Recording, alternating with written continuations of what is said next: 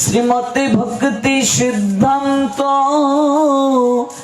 সরস্বতী তিনমিনে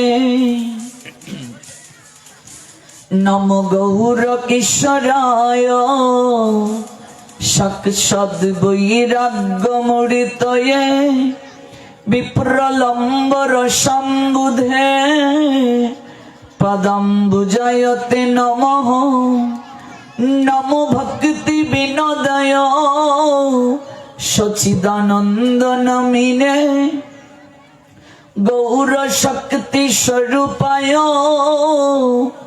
রূপানুগবরায়তে শ্রী গৌরয় বির্ভাব ভূমস্তং নির্দিষ্ট সজ্জন প্রিয় বৈষ্ণব সার্বভৌম শ্রী জগন্নাথায়তে নমঃ। মহাপ্রসাদ জননী সর্ব সৌভাগ্যবর্ধিনী আদিব্যাধি হরণিত্য তুলসী ত্বং নমস্তুতে আনন্দ লীলাময় বিগ্রহায় হেমবদিব্যৎসবি সুন্দরায় তস্मै মহাপ্তে বৃন্দাবন গুরু কৃষ্ণ কমল লোচনং বল্লভী বল্লভং দেব শ্রীরাধলিঙ্গিত বিগ্রহ শ্রীরূপী শ্রী সনাতন ভট্ট রঘুনাথ শ্রীজীব গোপাল ভট্ট দাস রঘুনাথ। আমি এই ছয় গোসাইর করি চরণ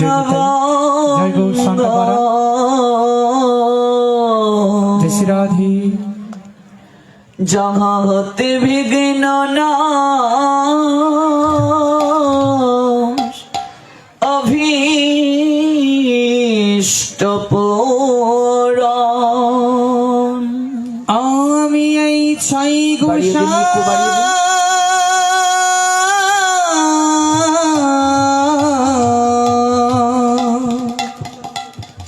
করি চরণ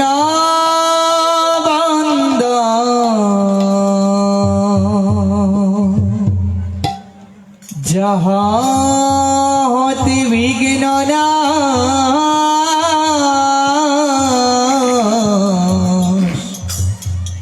অভীষ্ট পূরণ। এই ছয় গোসাইর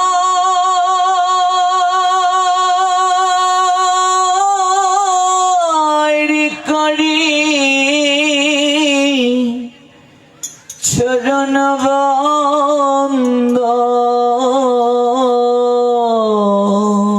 একটু বাড়বে। যাহাতে মিলে রে ভাই কৃষ্ণ প্রেম ধন।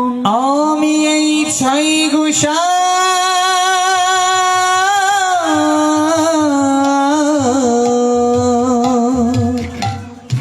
করি চরণ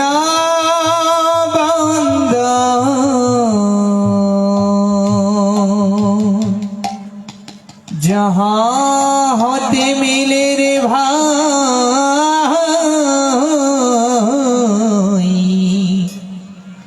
কৃষ্ণ প্রেম ধন। এই ছয় গোসাই যার মোহিতার দাস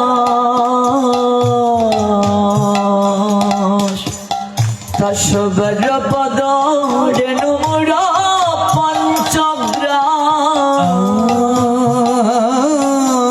এই ছয় গোসাই যার মোহিতার দাস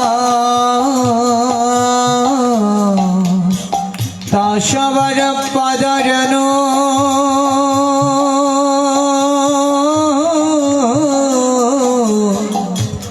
মোর পঞ্চগ্রাম তাদের চরণ বিভক্ত শোনবা জন্মে জন্মে মুরই অভিলাষ তাদের চৌরণ সেবী ভক্ত শনিবাস জনমে জনমে মোরা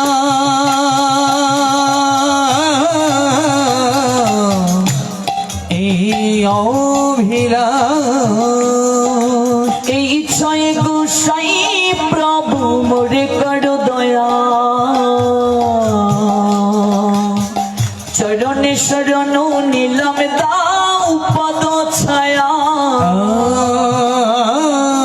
এই ছাই গোসাই প্রভু মুড়ি কর দয়া চরণ শরণ নীলা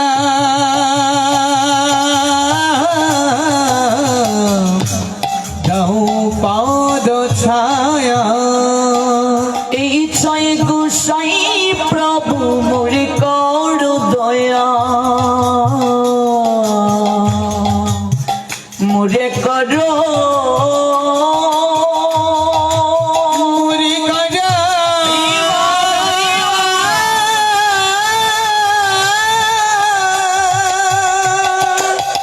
মুড়ি কর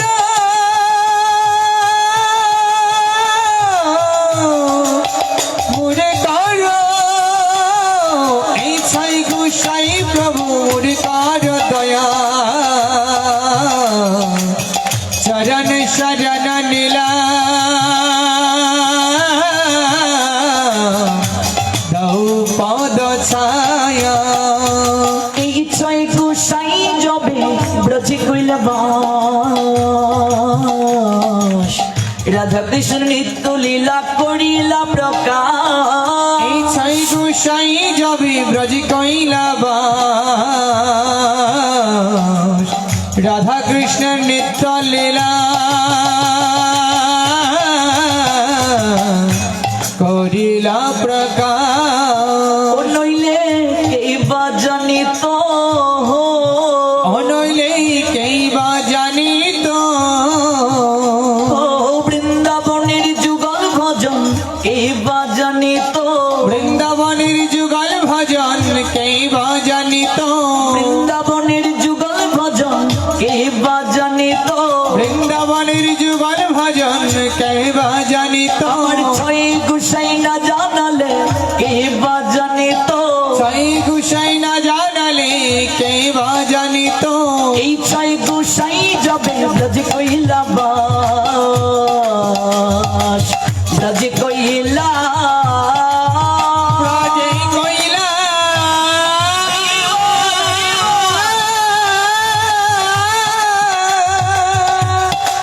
ব্রজে কৈলা ব্রজে কৈলা এই ছয় গোসাই যাবি ব্রজ কৈলাবাস রাধা কৃষ্ণের নিত্য লীলা করিলা প্রকাশ এই ছয় গোসাই যাবে ব্রজ কৈলাস শ্রীরূপ শ্রী সনাতন ভট্ট রঘুনাথ শ্রীজীব গোপাল ভট্ট দাস রঘুনাথ আজ যে যুগল ভজন আমরা করছি এই সর্বস্বামী পাদের অপ্রাকৃত কৃপায় এই যুগল ভজন নতুবা এই যুগল ভজন সাধারণ মনুষ্য জীবের পক্ষে পদ্ধতি জানা সম্ভব ছিল না লুপ্ত তীর্থ উদ্ধার সম্ভব হতো না গৌরহরি যদি না আসতেন গৌরহরির আনুগত্যে সর্বস্বামী পাদগণ যদি জীবনকে উৎসর্গ না করতেন বিষ্ণু এজন্যই সর্বস্বামী পাদের চরণে প্রেম ভক্তি অঞ্জলি নিবেদন করা আবশ্যক সর্বাগ্রে। এই ছয় গোসাই যবে ব্রজে কইলাবাস, রাধা কৃষ্ণের নিত্য লীলা করিলা প্রকাশ। মনের আনন্দে বলা হরি ভজ বৃন্দাবন, শ্রী গুরু বৈষ্ণব পদে মজাই আনন্দে বলা হরি ভজ বৃন্দাবন, শ্রী গুরু বৈষ্ণব পদে মজাইয়া মন। যাদের মনে আনন্দ আছে তারাই কেবল হাত তুললেন, আর যাদের মনে আনন্দ নাই তারা হাত তুললেন না।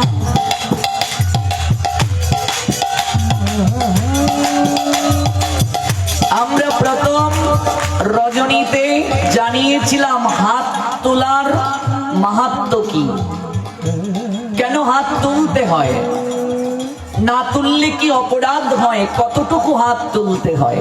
গতকাল রাতে বলেছিলাম অধিকাংশ সনাতনী হিন্দুরা আমরা ধর্ম পালন করি দেখা দেখি, তো শ্যামানন্দের মা হাত তুলছে, এবার রাধাকান্তের মা ভাবছে আমিও তুলি, আবার কেউ ভাবছে সমাজ বলে তো একটা কিছু আছে, উনি হাত তুলছেন, আমি যদি না তুলি লজ্জা দেখায়, এই জন্য হাত তুলছেন। কিন্তু হাত কেন তুলতে হয়? হাত তোলার অর্থ হচ্ছে আত্মসমর্পণ করা, ভগবানের নিকটে আত্মসমর্পণ। কতটুকু হাত তুলবে সেটাও দেখিয়ে দিলেন দ্রৌপদীকে দিয়ে। ভগবান গোবিন্দ, দ্রৌপদী এক হাত তুলে গোবিন্দকে ডেকেছিলেন, গোবিন্দ তাকে বসন দেননি। যখন দুহাত তুলে গোবিন্দকে স্মরণ করেছিলেন, গোবিন্দ তুমি যদি আমায় কৃপা করো তাহলেই আমার সম্ভ্রম রক্ষা হবে, আর তুমি যদি চাও তাহলে আমি এই রাজসভায় সম্মানকে হারাবো। দুহাত তুলে গোবিন্দের কাছে প্রার্থনা করেছিলেন, গোবিন্দ অনন্ত আকারে বস্ত্রের মাঝে নিজেকে আবির্ভূত করে দ্রৌপদীর সম্মান রক্ষা করেছিলেন।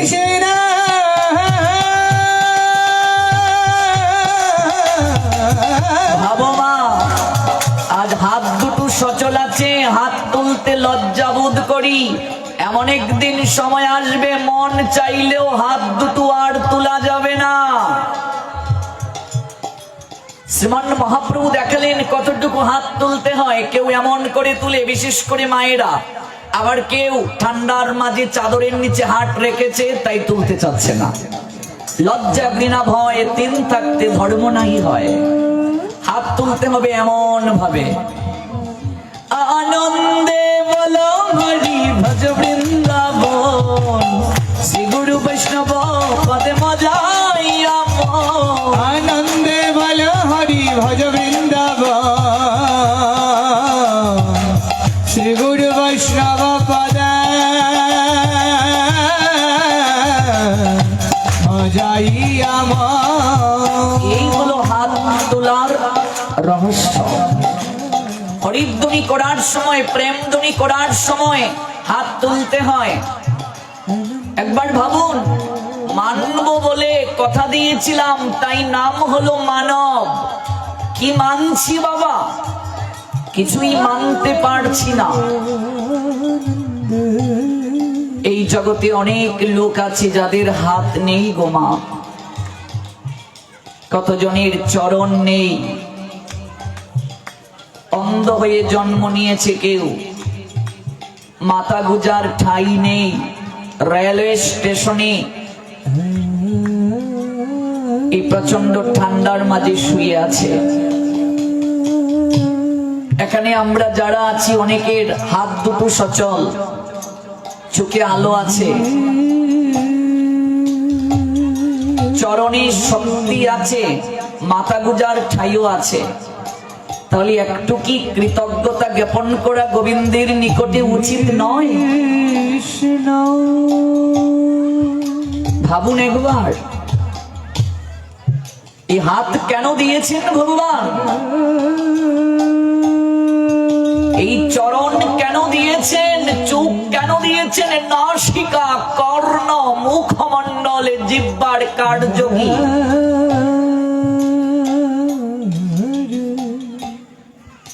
এই দুর্লভ মনুষ্য জীবন পেয়েও যদি এই অঙ্গ প্রত্যঙ্গের সৎ ব্যবহার করতে না পারলাম,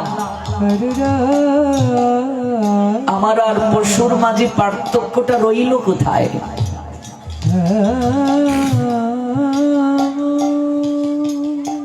পশু আহার গ্রহণ করে আমিও করছি, পশু নিদ্রা যায় আমিও নিদ্রা যাচ্ছি, বংশ বিস্তার করে পশু আমিও করছি, মৃত্যু ভয়ে পশুরও আছে আমারও আছে, তাহলে আমার আর পশুর মাঝে পার্থক্য কোথায়? একটি জায়গায় পার্থক্য, পশুকে ভগবান বিবেক দেননি, আমাকে আপনাকে ভগবান বিবেক দিয়েছেন, হুঁশ জ্ঞান দিয়েছেন। এজন্যই আপনার আমার নাম হলো মানুষ। হুঁশ যার নাই তাকে মানুষ বলে না। মনুষ্যত্ব বোধের সঠিক ব্যবহার যে করতে পারলো না তাকে মানুষ বলে না। মানুষ আকার হইলে কি হয়, করহ ভূতের কাম, নহিলে বদনে কেন না বলহ শ্রীকৃষ্ণ গোবিন্দ নাম। গোবিন্দ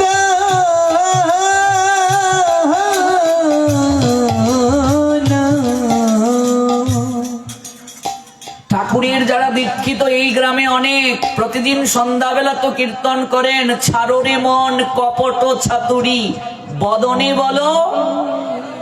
শুধু কীর্তন করেন না, বদনে হরি নাম ঠাকুরের আদর্শ পালন করেন। এই বদনের সৎ ব্যবহার হলো না যদি এই বদন দ্বারা কেউ হরি নাম না করে।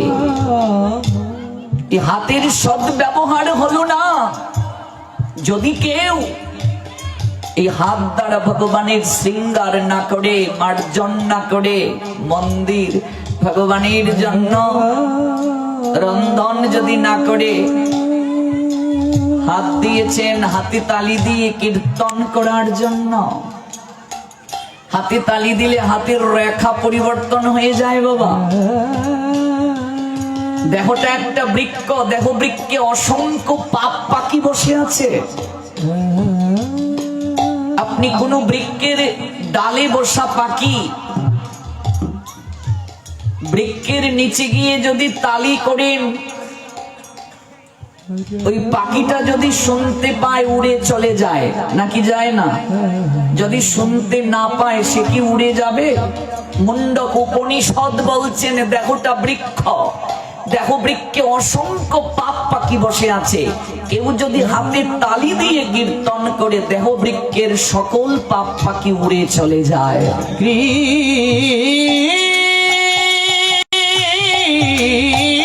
কৃষ্ণ এই মুখ কেন দিয়েছেন? মনরে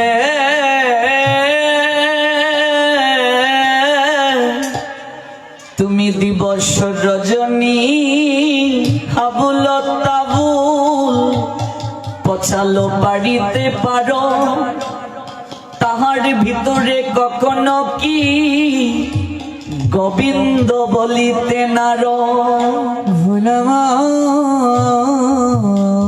এক জায়গায় বসলে গৃহের কথা, আন কথা, বাড়ির কথা, কত কথা বলি, কিন্তু কৃষ্ণ নাম কৃষ্ণ কথা নিতে আমাদের অলসতা।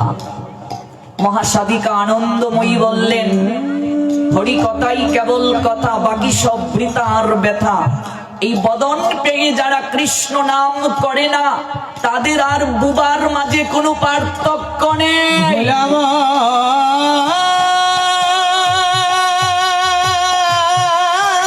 তারাই পঙ্গু হয়ে জন্ম গ্রহণ করে, অঙ্গ প্রত্যঙ্গের সঠিক ব্যবহার যারা করে না।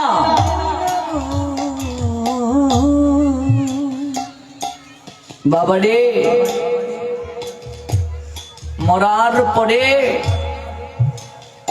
আপনাকে আমাকে হরিনাম করে করে শ্মশানে নিয়ে যাওয়া হয়। বলুন তো একবার, মরা বেটার কানে কি হরিনাম যায়? তো মরাকে হরিনাম শুনিয়ে হবেটা কি?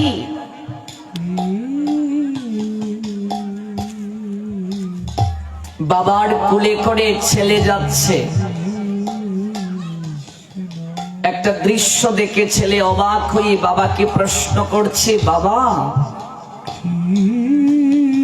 ওরা সবাই কি করছে? দৃশ্যটা কি? একজন লোক মারা গিয়েছে,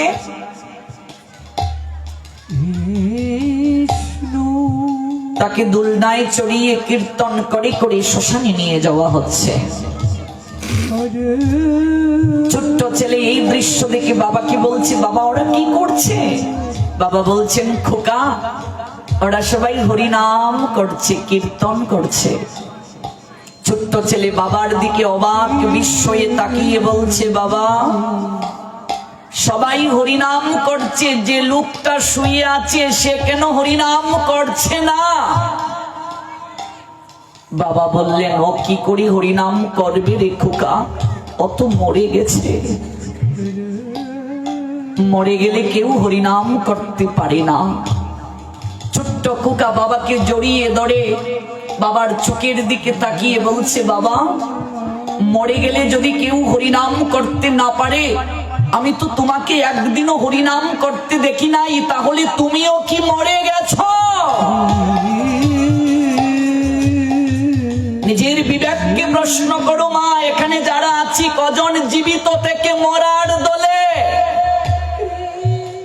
মরার পরে তোমাকে হরিনাম শুনিয়ে শ্মশানে নিয়ে যাওয়া হয়, এই হরিনাম তোমার কর্ণে যায় না।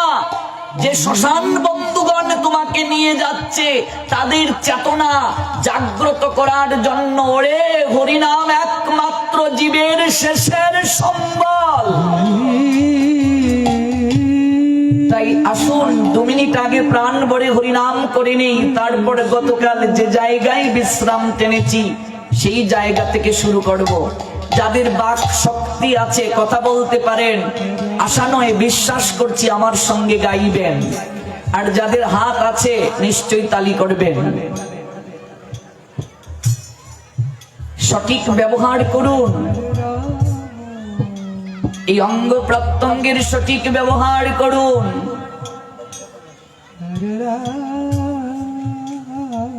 শেষের দিনে আপনাকে হরিনাম শুনিয়ে নিয়ে যাবে, আপনার কর্ণে যাবে না হরিনাম। এগুলো মনসান্তনা ছাড়া আর কিছু নয়।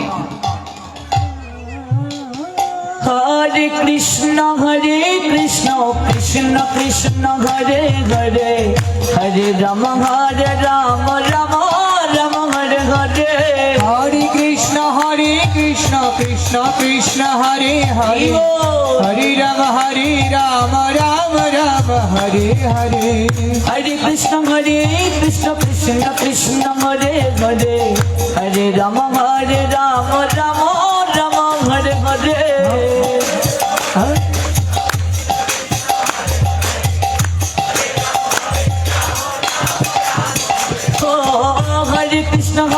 কৃষ্ণ কৃষ্ণ কৃষ্ণ হরে হরে, হরে রাম রাম রাম হরে হরে। হরে কৃষ্ণ কৃষ্ণ কৃষ্ণ হরে হরে, হরে রাম রাম রাম হরে হরে। হরে কৃষ্ণ কৃষ্ণ কৃষ্ণ হরে হরে, হরে রাম রাম রাম হরে হরে। হরে কৃষ্ণ কৃষ্ণ কৃষ্ণ হরে হরে, হরে রাম রাম রাম হরে হরে। কেবল মায়েরা গাইবেন, তারপর বাবাজিরা। দেখি সরুকে লেকে এগিয়ে আছেন। হরে কৃষ্ণ কৃষ্ণ কৃষ্ণ হরে হরে, হরে রাম রাম রাম হরে হরে। মায়েরা গাও।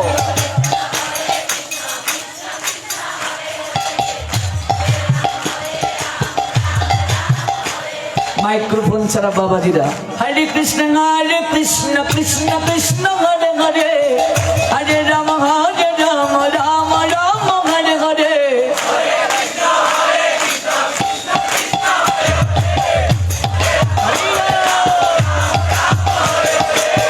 সব জায়গায় নারী সমাজ এগিয়ে, জৈন্তাপুর এত পিছিয়ে। এই বিশ্বে যত ফুটি আছে ফুল, ফলি আছে যত ফল, নারী দিল তাহে রূপ রস মধু গন্ধ সুনির্মল। জ্ঞানের লক্ষ্মী, গানের লক্ষ্মী, শস্য লক্ষ্মী নারী, সুষমা লক্ষ্মী নারী ফিরেছে রূপে রসে সঞ্চারী। পুরুষ এনেছে দিবসের জ্বালা তপ্ত রুদ্রদাহ, কামিনী এনেছে যামিনী শান্তি সমীরণ বাড়িবাহ। দিবসে দিয়াছে শক্তি সাহস, নিশীতে হইয়াছে বধূ। পুরুষ এসেছে মরু ত্রিশালয়ে, নারী যুগায়েছে মধু। শস্য ক্ষেত্র উর্বর হলো, পুরুষ চালালো হাল। নারী সেই মাঠে শস্য রূপিয়া করিল সুশ্যামাল। নর বাহে হল, নারী বহে জল, সেই জল মাটি মিশে ফসল হইয়া ফলিয়া উঠিলাম সোনালী ধানের শীষে। যে নারীকে সর্বাগ্রে স্থান দিয়েছে আমার শাস্ত্র। এই কবিতা লিখেছেন প্রেমের কবি কাজী নজরুল। তাকে দুটি ভাবধারায় আখ্যায়িত করেন সাহিত্য সমাজ। একদিকে তিনি বিদ্রোহী, আরেকদিকে তিনি প্রেম কিংবা মানবতার কবি। মম এক হাতে বাঁকা বাঁশের বাঁশরি, অন্য হাতে রণতুর্য। তিনি রণতুর্য নিয়ে সৈনিকের ন্যায় তার বাক্পঙ্ক্তিমালার মাল্যদানে রণক্ষেত্রে পাঠিয়েছেন যোদ্ধাদেরকে, আর আরেক হাতে বাঁশি বাজিয়ে প্রেমিকের প্রেমিকার হৃদয়ে লহরী তুলেছেন। নারীকে শক্তি বলা হয় যেদিন থেকে একটা পুরুষ নারীর স্মৃতিতে সিঁদুর দিল, সেদিন থেকে একটা পুরুষ নারীকে শক্তি রূপে গ্রহণ করলো। এজন্য সিঁদুরের রং লাল, লাল রং মানে শক্তির প্রতীক। প্রত্যেক নারী আদ্য শক্তি মহামায়ার অংশ স্বরূপা। এজন্যই রাধা কৃষ্ণ, লক্ষ্মী নারায়ণ, সীতারাম ভগবান থেকে তার লাদিনী শক্তির মর্যাদা বেশি। সর্বক্ষেত্রে নারীকে স্থান দিয়েছে আমার শাস্ত্রে, আমার ধর্মে। নারী মানে দেবী, প্রকৃতি, প্রকৃতির অধীন সবাই। এজন্য মা কালীর পায়ের নিচে মহাদেব। ভাববেন না স্ত্রীর পায়ের নিচে স্বামী, তাহলে অপরাধ করবেন। এখানে মা কালী মানে প্রকৃতি, সমস্ত শক্তির আধার। শক্তি ব্যতীত জগৎ অচল। এজন্য শক্তির পদ তলে সবাই পরাভূত। আর সেই শক্তি নারী যদি সরু কেলে পিছিয়ে থাকে, এটা তো লজ্জা বই কি আর কিছু নয়। আরেকটা সুযোগ দেয়া হলো। হরে কৃষ্ণ কৃষ্ণ কৃষ্ণ হরে হরে, হরে রাম রাম রাম হরে হরে। মায়েরা গাও, বাবা জেগেছে আবার।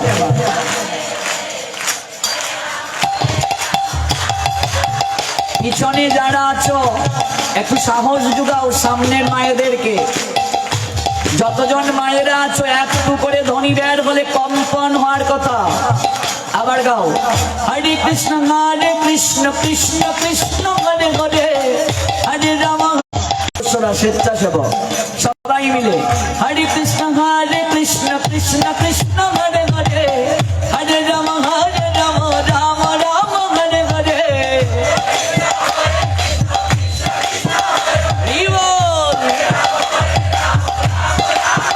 বলছিলাম কে এগিয়ে? কাজী নজরুল আবার জানালেন, কোন কালে একা জয়ী হয়নি কো, পুরুষের তরবারি। প্রেরণা দিয়েছে শক্তি, দিয়াছে বিজয় লক্ষ্মী নারী। কাউকে বাদ দেয়া যাবে না। রাজা করিতেছে রাজ্য শাসন, রাজারে শাসিছে রানী।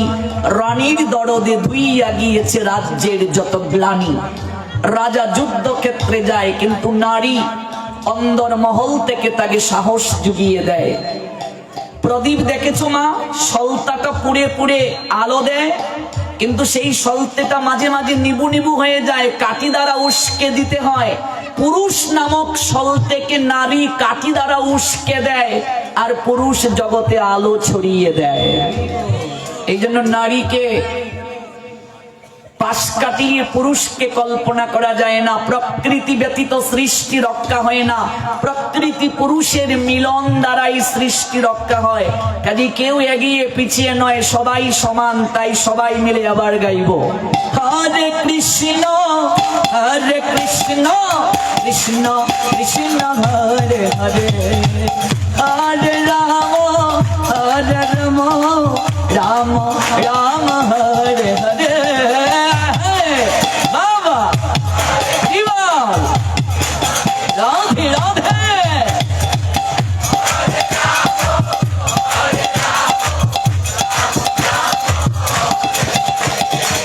হরে কৃষ্ণ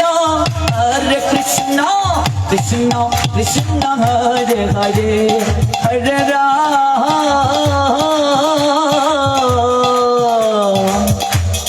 হরে রাম রাম রাম হরে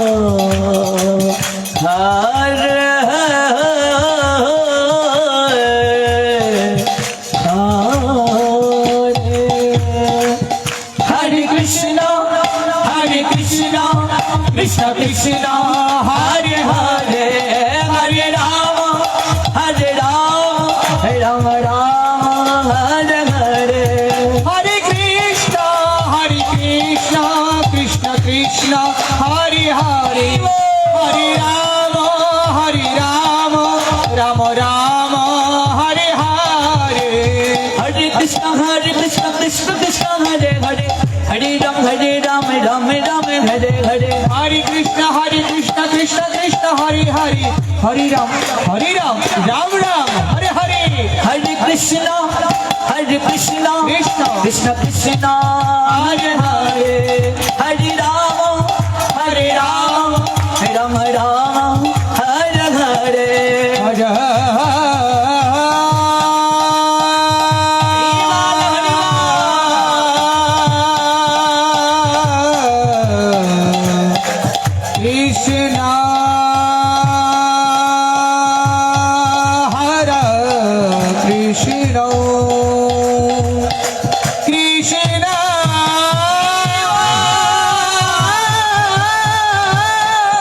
হরে। কৃষ্ণ হরে কৃষ্ণ কৃষ্ণ কৃষ্ণ হরে হরে রাম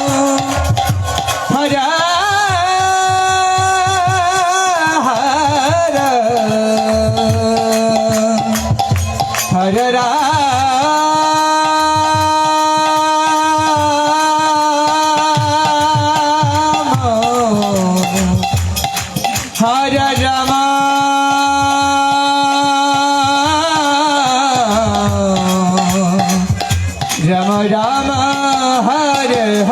হরে কৃষ্ণ কৃষ্ণ কৃষ্ণ হরে হরে, হরে রাম রাম রাম হরে হরে। হরে কৃষ্ণ কৃষ্ণ কৃষ্ণ হরে হরে, হরে রাম রাম রাম হরে হরে।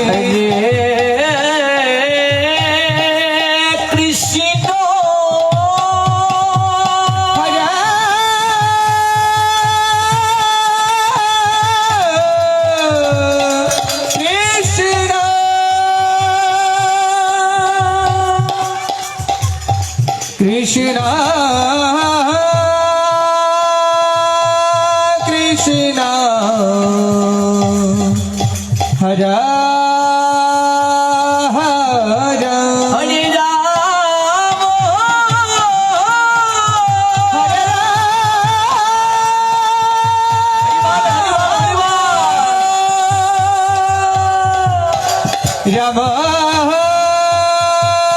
রাম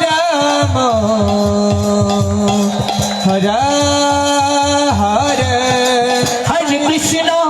হরে কৃষ্ণ কৃষ্ণ কৃষ্ণ হরে হরে, হরে রাম রাম রাম হরে হরে। হরে কৃষ্ণ কৃষ্ণ কৃষ্ণ হরে হরে, হরে রাম রাম রাম হরে হরে। জয় রাধে জয় রাধে জয় রাধে জয় রাধে জয় রাধে জয় রাধে। আমরা এবার নিতাই গৌরীর চরণে আত্মনিবেদন করব। যাদের দুটো হাত আছে কৃপা করে তুলুন। নিতাই গৌর হরি বল হরি বল হরি বল হরি বল। নিতাই গৌর হরি বল হরি বল হরি বল হরি বল। হরি হরি হরি হরি হরি বল হরি হরি হরি হরি হরি হরি হরি হরি হরি হরি হরি হরি। নিতাই গৌরী হরি বল হরি বল হরি বল হরি বল। নিতাই গৌর হরি বল হরি বল হরি বল হরি বল। হরি বল হরি বল হরি বল হরি বল হরি বল হরি বল হরি বল হরি বল হরি বল হরি বল হরি বল হরি হরি বল হরি বল হরি বল হরি বল। হরি বল হরি নিতাই গৌরী হরি বল হরি বল হরি বল হরি বল হরি বল। নিতাই গৌর হরি বল হরি বল হরি বল হরি বল। गौर प्रेमानंदे। और जो सेम प्रेम से एवरीबॉडी प्लीज शाउटिंग गौर प्रेमानंदे। और जो सेम प्रेम से एवरीबॉडी एक्सट्रीम शाउटिंग गौर प्रेमानंदे। इकोटे একটু কমাও। বিশ্ব শান্তি এবং সর্বজীবীর মঙ্গল কামনায় 3 দিন ব্যাপী ভাগবতীয় আলোচনা এবং ধর্মসভার ধারাবাহিকতায় আজ তৃতীয় দিবস। আজকের এই অপ্রাকৃত যজ্ঞানুষ্ঠানে বহু দূর দূরান্ত থেকে যারা এসেছেন অপ্রাকৃত ভাগবতীয় কথামৃতে স্নাত হবার আকিঞ্চনে আপনাদের প্রত্যেকের রাতুল রঙ্গাচরণে আমি অভাজন ভক্তিপূর্ণ প্রণতি নিবেদন করছি, কৃতজ্ঞতা নিবেদন করছি সরুকেল গ্রামের ভক্তবৃন্দের প্রতি। বিশেষ করে ব্রুনাই থেকে বাবুল নমপ্রভুজি দীর্ঘদিন যাবৎ আমার অনলাইনে হরিকথা শ্রবণ করার পর হৃদয় মাঝে তার একটা বেকুলতা অনুভব হয়েছিল যে আমার এলাকায় যদি এরকম একটা যজ্ঞানুষ্ঠান করা যেত আমি খুবই তৃপ্ত হতাম। দীর্ঘদিন তিনি যোগাযোগ রক্ষা করে এসেছেন প্রবাস জীবন থেকে। অতঃপর আপনাদের সবার সহযোগিতায় শ্রীমন মহাপ্রভুর অশেষ বিশেষ কৃপায় এই যজ্ঞানুষ্ঠান পূর্ণতার স্তরে আসীন হলো। আমি বাবুল প্রভুজি সহ যজ্ঞানুষ্ঠানের কমিটি বৃন্দের প্রতি সভাপতি, সম্পাদক, কোষাধ্যক্ষ, সাংগঠনিক সম্পাদক এবং প্রত্যেক সদস্যবৃন্দ যারা কায়িক শ্রম দিয়েছেন, মানসিক শ্রম দিয়েছেন, আর্থিক শ্রম দিয়েছেন এই অনুষ্ঠানটিকে শ্রীবর্ধন করার জন্য, বহু দূর দূরান্ত থেকে যারা অংশগ্রহণ করে অনুষ্ঠানের শ্রীবর্ধন করেছেন, আপনাদের প্রত্যেকের রাতুল রাঙ্গা চরণে আমি কৃতজ্ঞতা অঞ্জলি নিবেদন করছি। আয়োজনকারী ভক্তবৃন্দ জয়যুক্ত হন। আপনাদের এই প্রয়াস ধাপে ধাপে উন্নতির সিঁড়ি বেয়ে জীবনে নতুন নতুন সফলতা বয়ে আনুক। দেশ, জাতি তথা সমাজ সমৃদ্ধ হোক আপনাদের কর্ম তৎপরতায়। আজ 16 মাঘ 1430 বঙ্গাব্দ 30 জানুয়ারি 2024 খ্রিস্টাব্দ বুধবার আমার সঙ্গে সহ আলোচক রূপে যিনি ছিলেন শ্রীযুক্ত নাম প্রেম সেবক দাস নিখিল মহোদয়, শ্রীযুক্ত বাবুলাল সরকার মহোদয়, উভয়ের প্রতি রইল আমার শ্রদ্ধাঞ্জলি। এবং এই যজ্ঞানুষ্ঠানটির সার্বিক তত্ত্বাবধানে যারা শ্রী কুঞ্জ সেবার দায়িত্বে ছিলেন, আন্তর্জাতিক কৃষ্ণ ভাবনামৃত সংঘ ইস্কনের সেবক বৃন্দ, আপনাদের প্রতি রইল আমার শ্রদ্ধাঞ্জলি। গতকাল যে জায়গায় ভগবত কথার বিশ্রাম টেনেছিলাম, আজ সেই জায়গা থেকেই আমরা পুনরায় শ্রবণ করব। প্রত্যেকের নৈকট্যে বিনম্র নিবেদন, আমরা যেটুকু সময়ই ভগবানের কথা শ্রবণ করব, সেই শ্রবণ যেন কায় মনোবাক্যে হয়। আমরা হরি কথা শ্রবণ করছি বাংলাদেশের সিলেট জেলার জৈন্তাপুর উপজেলা স্থিত চতুল বাজার সংলগ্ন পশ্চিম সরুকেল সার্বজনীন শ্রী শ্রী বিশ্ব হরি দেবালয় প্রাঙ্গণে। অনলাইনের মাধ্যমে দেশ এবং বাহির থেকে, অর্থাৎ বিশ্বের বিভিন্ন দেশ থেকে যারা যুক্ত আছেন আমাদের সঙ্গে এই মুহূর্তে ইন্টারনেটে, আপনাদের প্রত্যেককেই জৈন্তাপুর উপজেলার ভক্তবৃন্দের পক্ষ থেকে সুস্বাগতম জানাচ্ছি। গতকাল বিশ্রাম টেনেছিলাম যে জায়গায়, সেই জায়গা থেকেই পুনরায় শ্রবণে প্রয়াসী হচ্ছি। আমরা শ্রবণ করছিলাম গতকাল বিবাহ মণ্ডপে 7 পাক কেন দেয়া হয়। আমরা যে বিবাহ করি সেই বিবাহের নাম কি? বিবাহটা রাতে কেন হয়? সনাতনী হিন্দুদের দিনে কেন হয় না? বিবাহের সঙ্গে তিথির সম্পর্ক কি? লগ্ন কেন এত আবশ্যক? গতকাল জেনেছি আমরা কুঞ্জতে মণ্ডপে কনে যখন পরিক্রমা করবে, যারা সখী রূপে তাকে সহায়তা করবে, সহযাত্রিনী রূপে যারা কুঞ্জতে উঠবে, তারা কনেকে স্পর্শ করে তার সঙ্গে সঙ্গে ঘুরতে পারবে না। মাল্য গলে পরিয়ে দেওয়ার সময় কনে কেবল একাই দেবে, কেউ তাকে স্পর্শ করতে পারবে না। কিন্তু আমাদের অঞ্চলে তার বিপরীত হয়। কনেকে ধরে ধরে তার বড় বৌদি, মেজ বৌদি, সেজ বৌদি সবাই 7 পাক দিচ্ছে। কুঞ্জ মণ্ডপে যারা উঠবে তারা সবাই সখী, সহায়তা করছে। তারা চারিদিক থেকে সহায়তা করবে, কনের হাতে পুষ্প দেবে, মালাটা হাতে দেবে, কিন্তু মালাটা পরাবার সময় কেউ তাকে স্পর্শ করতে পারবে না। এমনকি কনেকে ধরে ধরে সঙ্গে যারা উঠেছেন তারা পরিক্রমা করবেন না। কুঞ্জু গোলাকার কেন গতকাল আমরা জেনেছি। বিবাহ কত প্রকার সেটা জেনেছি। অগ্নিকে সাক্ষী রেখে সপ্ত প্রদক্ষিণে আমরা যে বিবাহ করি সেই বিবাহের নাম জেনেছি আমরা গতকাল।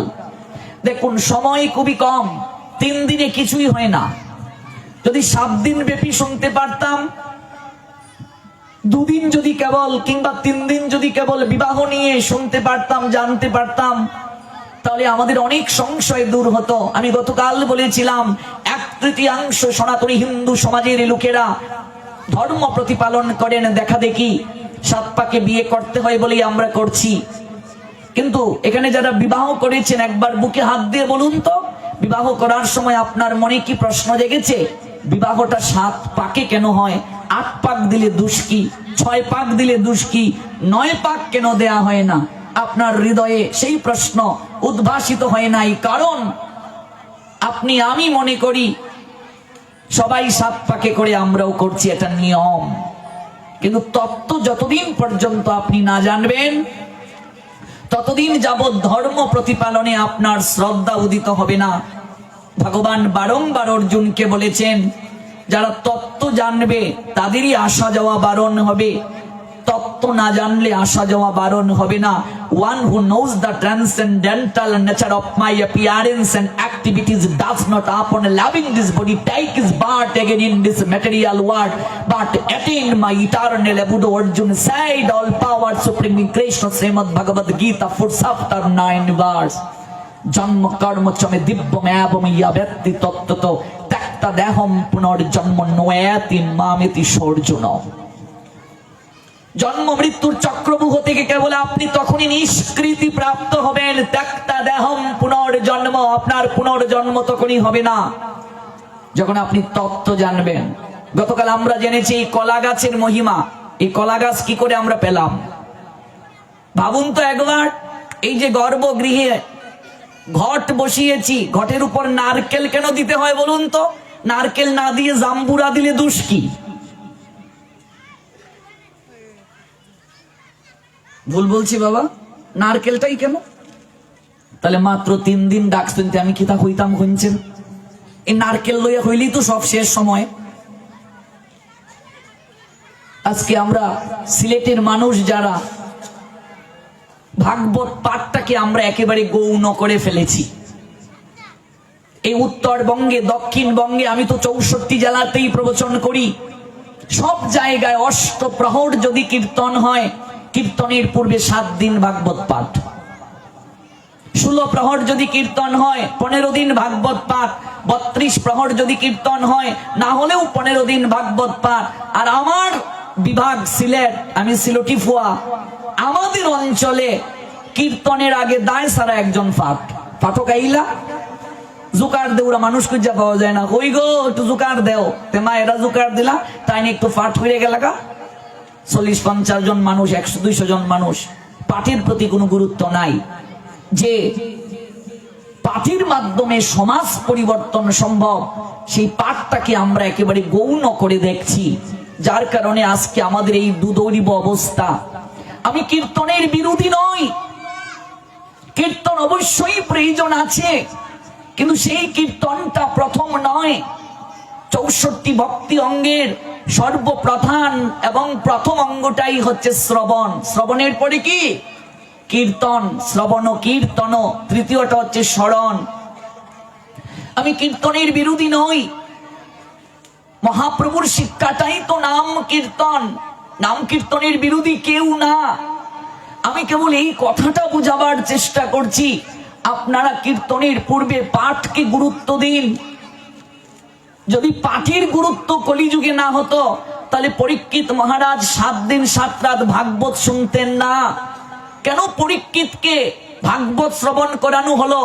এই 7 দিনের মাঝে কি করে ভগবানকে প্রাপ্ত হওয়া যায়, এই নিয়ে মুনি ঋষিদেরকে নিয়ে বসলেন পরীক্ষিত মহারাজ। কৃপা করে বলুন, এই 7 দিনের মাঝে কেমন করে আমার ভগবান প্রাপ্ত হওয়া সম্ভব? কেউ কেউ বললেন, পরীক্ষিত মহারাজ আপনি দান করুন, 7 দিন দান করলে কি আমি ভগবান পাবো? ঋষিগণ মুনিগণ বললেন, তার নিশ্চয়তা আমরা দিতে পারবো না। আপনি ধ্যান করুন, কেউ বলছেন আপনি যজ্ঞ করুন, কেউ বলছে আপনি অতিথি সেবা করুন, কিন্তু কেউই নিশ্চয়তা দিতে পারছেন না 7 দিবসের মাঝে ভগবান প্রাপ্ত হওয়া সম্ভব কিনা। তখনই যৌবনে পদার্পণরত অপূর্ব সুশ্রী সুকান্তময় অনিন্দময় রূপের মাধুরী, মায়ার ঊর্ধ্বে শুকদেব গোস্বামী পাদ, তিনি গিয়ে বললেন, রাজন আমি আপনাকে নিশ্চয়তা দিতে পারি, 7 দিনে স্বয়ং বৈকুণ্ঠ থেকে আপনার জন্য রথ আসবে, আপনি যদি ভগবান শ্রী হরির কথাকে শ্রবণ করেন। 7 দিন ছাড়া ভাগবত কখনো সম্পূর্ণ হয় না। আমি এই সরুকল গ্রামের ভক্তবৃন্দের প্রতি নিবেদন জানিয়ে যাব, ভিক্ষা চাইব। আমি যে আসতে পারবো তা নয়, আমার দেশ দেশের বাহিরে প্রোগ্রাম থাকে। আগামীতে আমার দুবাই প্রবচন, আরব আমিরাতের 7টা প্রদেশে আমি আমন্ত্রিত হয়েছি। ইন্ডিয়াতে 3 মাস প্রবচন, চৈত্রের 16 তারিখ থেকে, এরপরে বাহরাইন প্রবচন। কাজে আমি যে আসতে পারবো তা নয়, কিন্তু যারা তত্ত্বদ্রষ্টা আলোচক তাদেরকে দিয়ে আপনারা অন্তত সপ্তাহব্যাপী একটা ভাগবত রাখুন প্রত্যেক বছরে। কারণ এই ভাগবত ছাড়া কলিহত জীবের কখনো মুক্তির উপায় নাই, অবলম্বন নাই, পরিবর্তন সম্ভব নয়। আজকে আমাদের সিলেটের লোকেরা আমরা কীর্তনকে প্রাধান্য দিচ্ছি, কিন্তু সেই কীর্তনও কি শাস্ত্রীয় নিয়মে আমরা করতে পারছি? কিছু কিছু লোকেরা বলেন আমি নাকি কীর্তনের বিরোধী, আমি নাকি কীর্তনিয়াদেরকে অপমান করেছি। কিছু সিলেটের কীর্তনিয়ারা আমার নাম বলে এই গোয়াইনঘাট উপজেলায় কানাইঘাটে নাম বলে বলে আসরে তারা আমার নামে বদনাম করে যায়। দেখুন, আমি এই সিলেটের সন্তান, প্রত্যেক কীর্তনিয়া আমার ভাই, ওরা আমার আপনার জন, আমি কারো বিরোধী নই।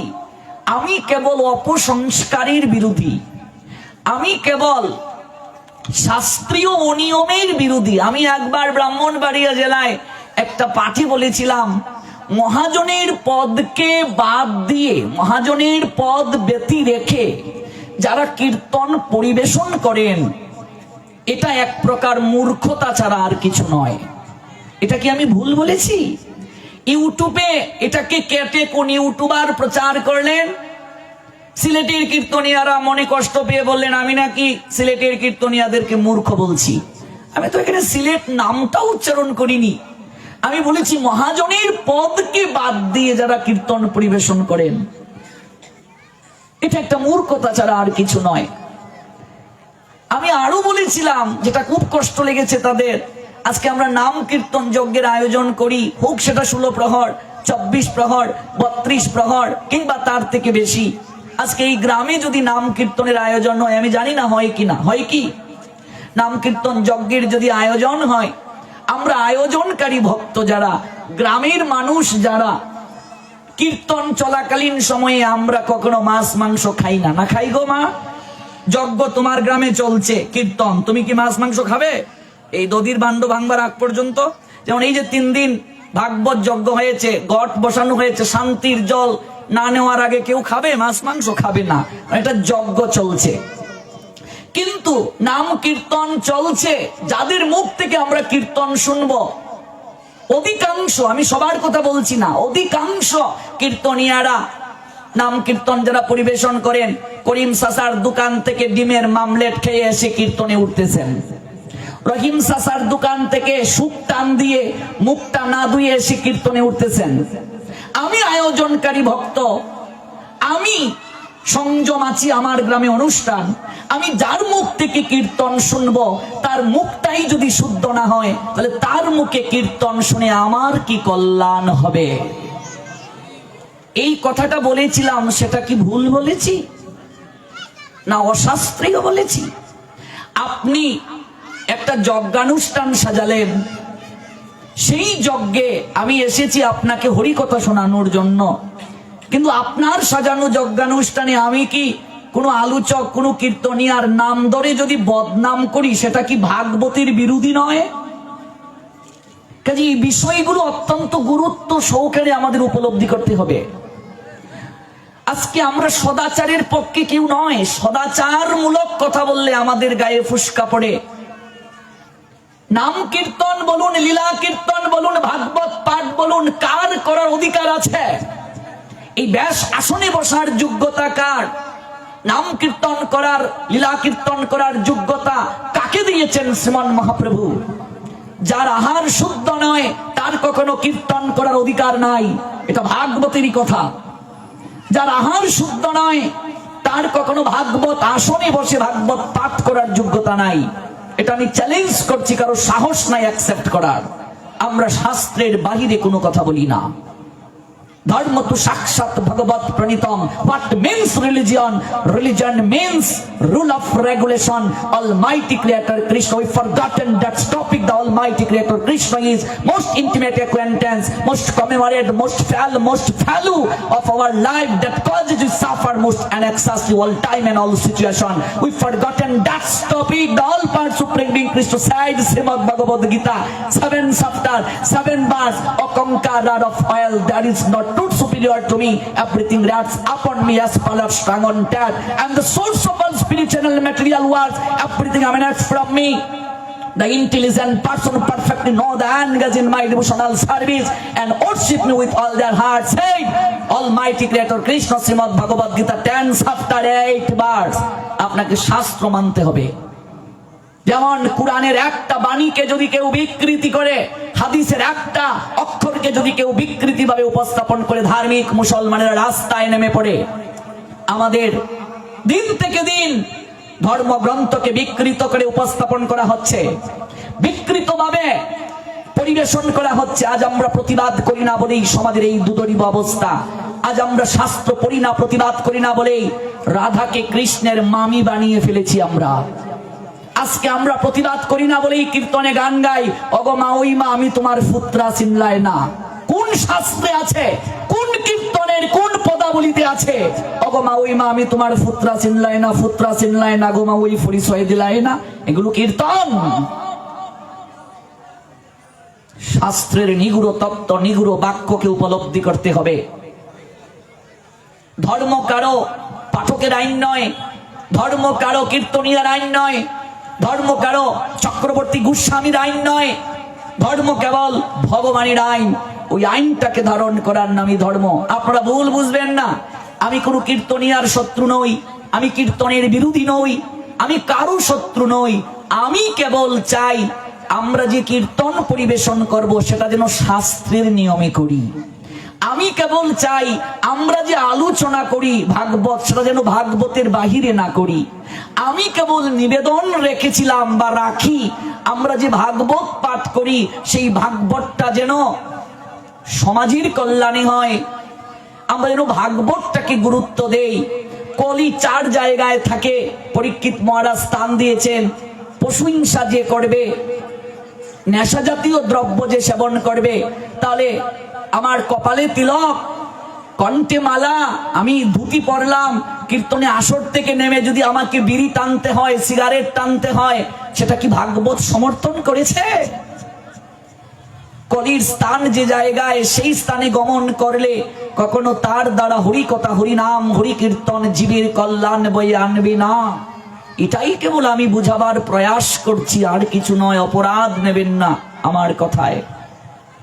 বলছিলাম আমরা অধিকাংশ লোকেরা তত্ত্ব জানি না, কেবল দেখাদেখি ধর্ম পালন করছি।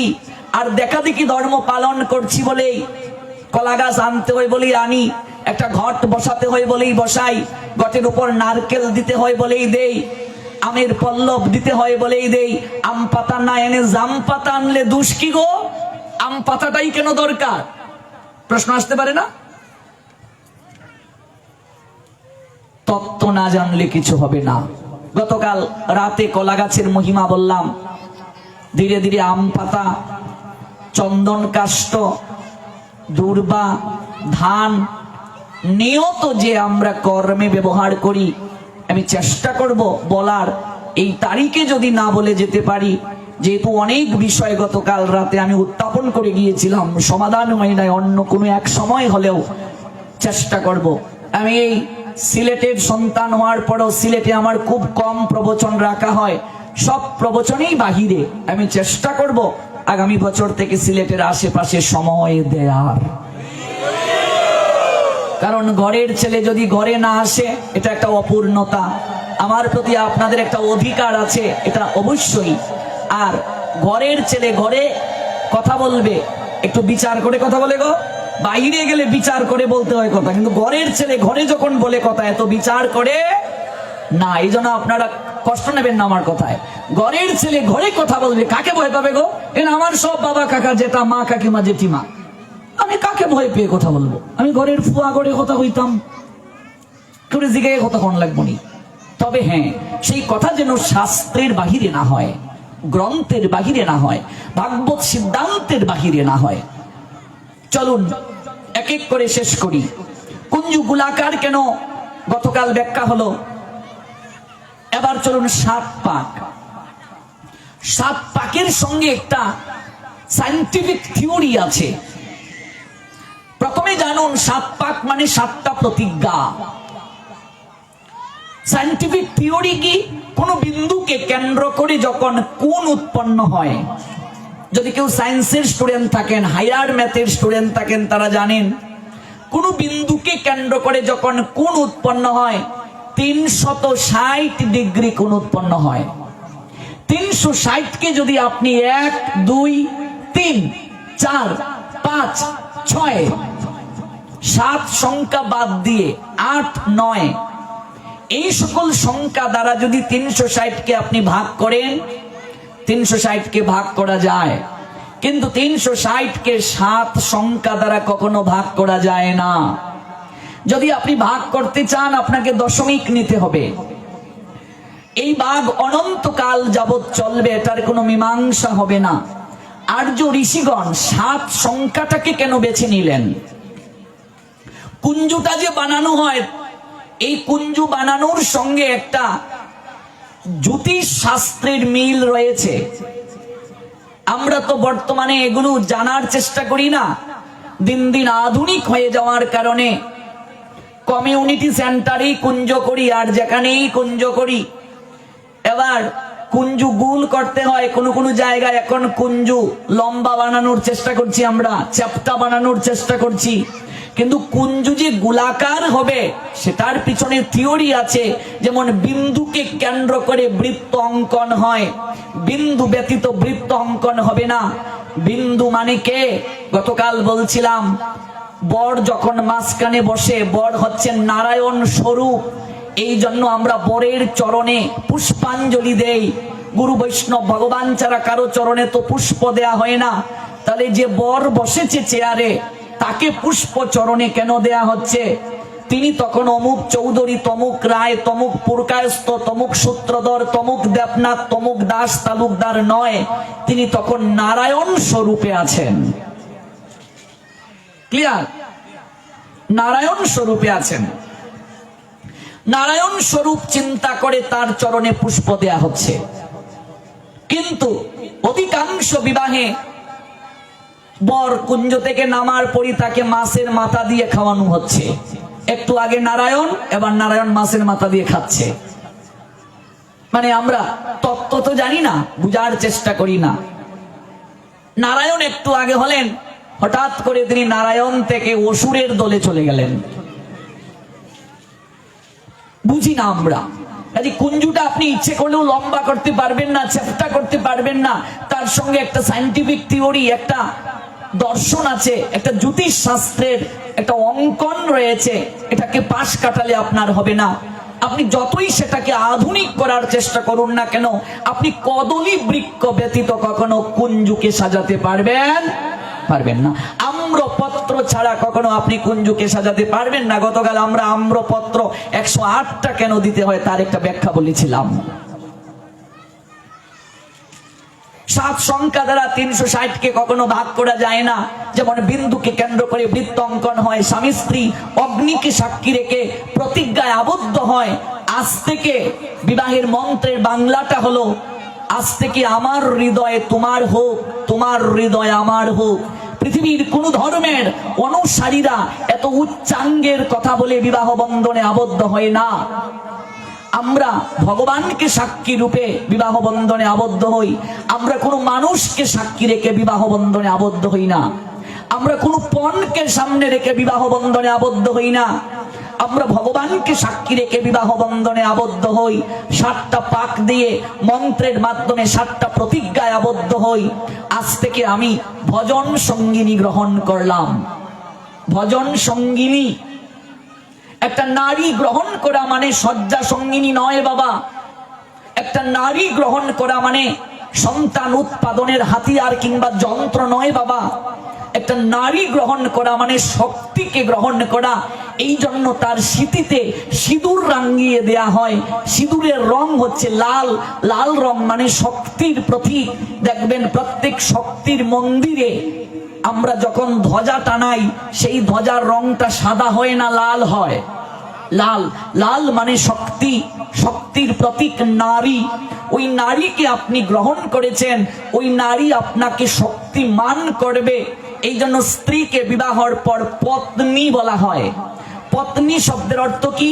যে নারী পুরুষকে পতিত অবস্থা থেকে উদ্ধার করার শক্তি রাখে, তাকে পত্নী বলে।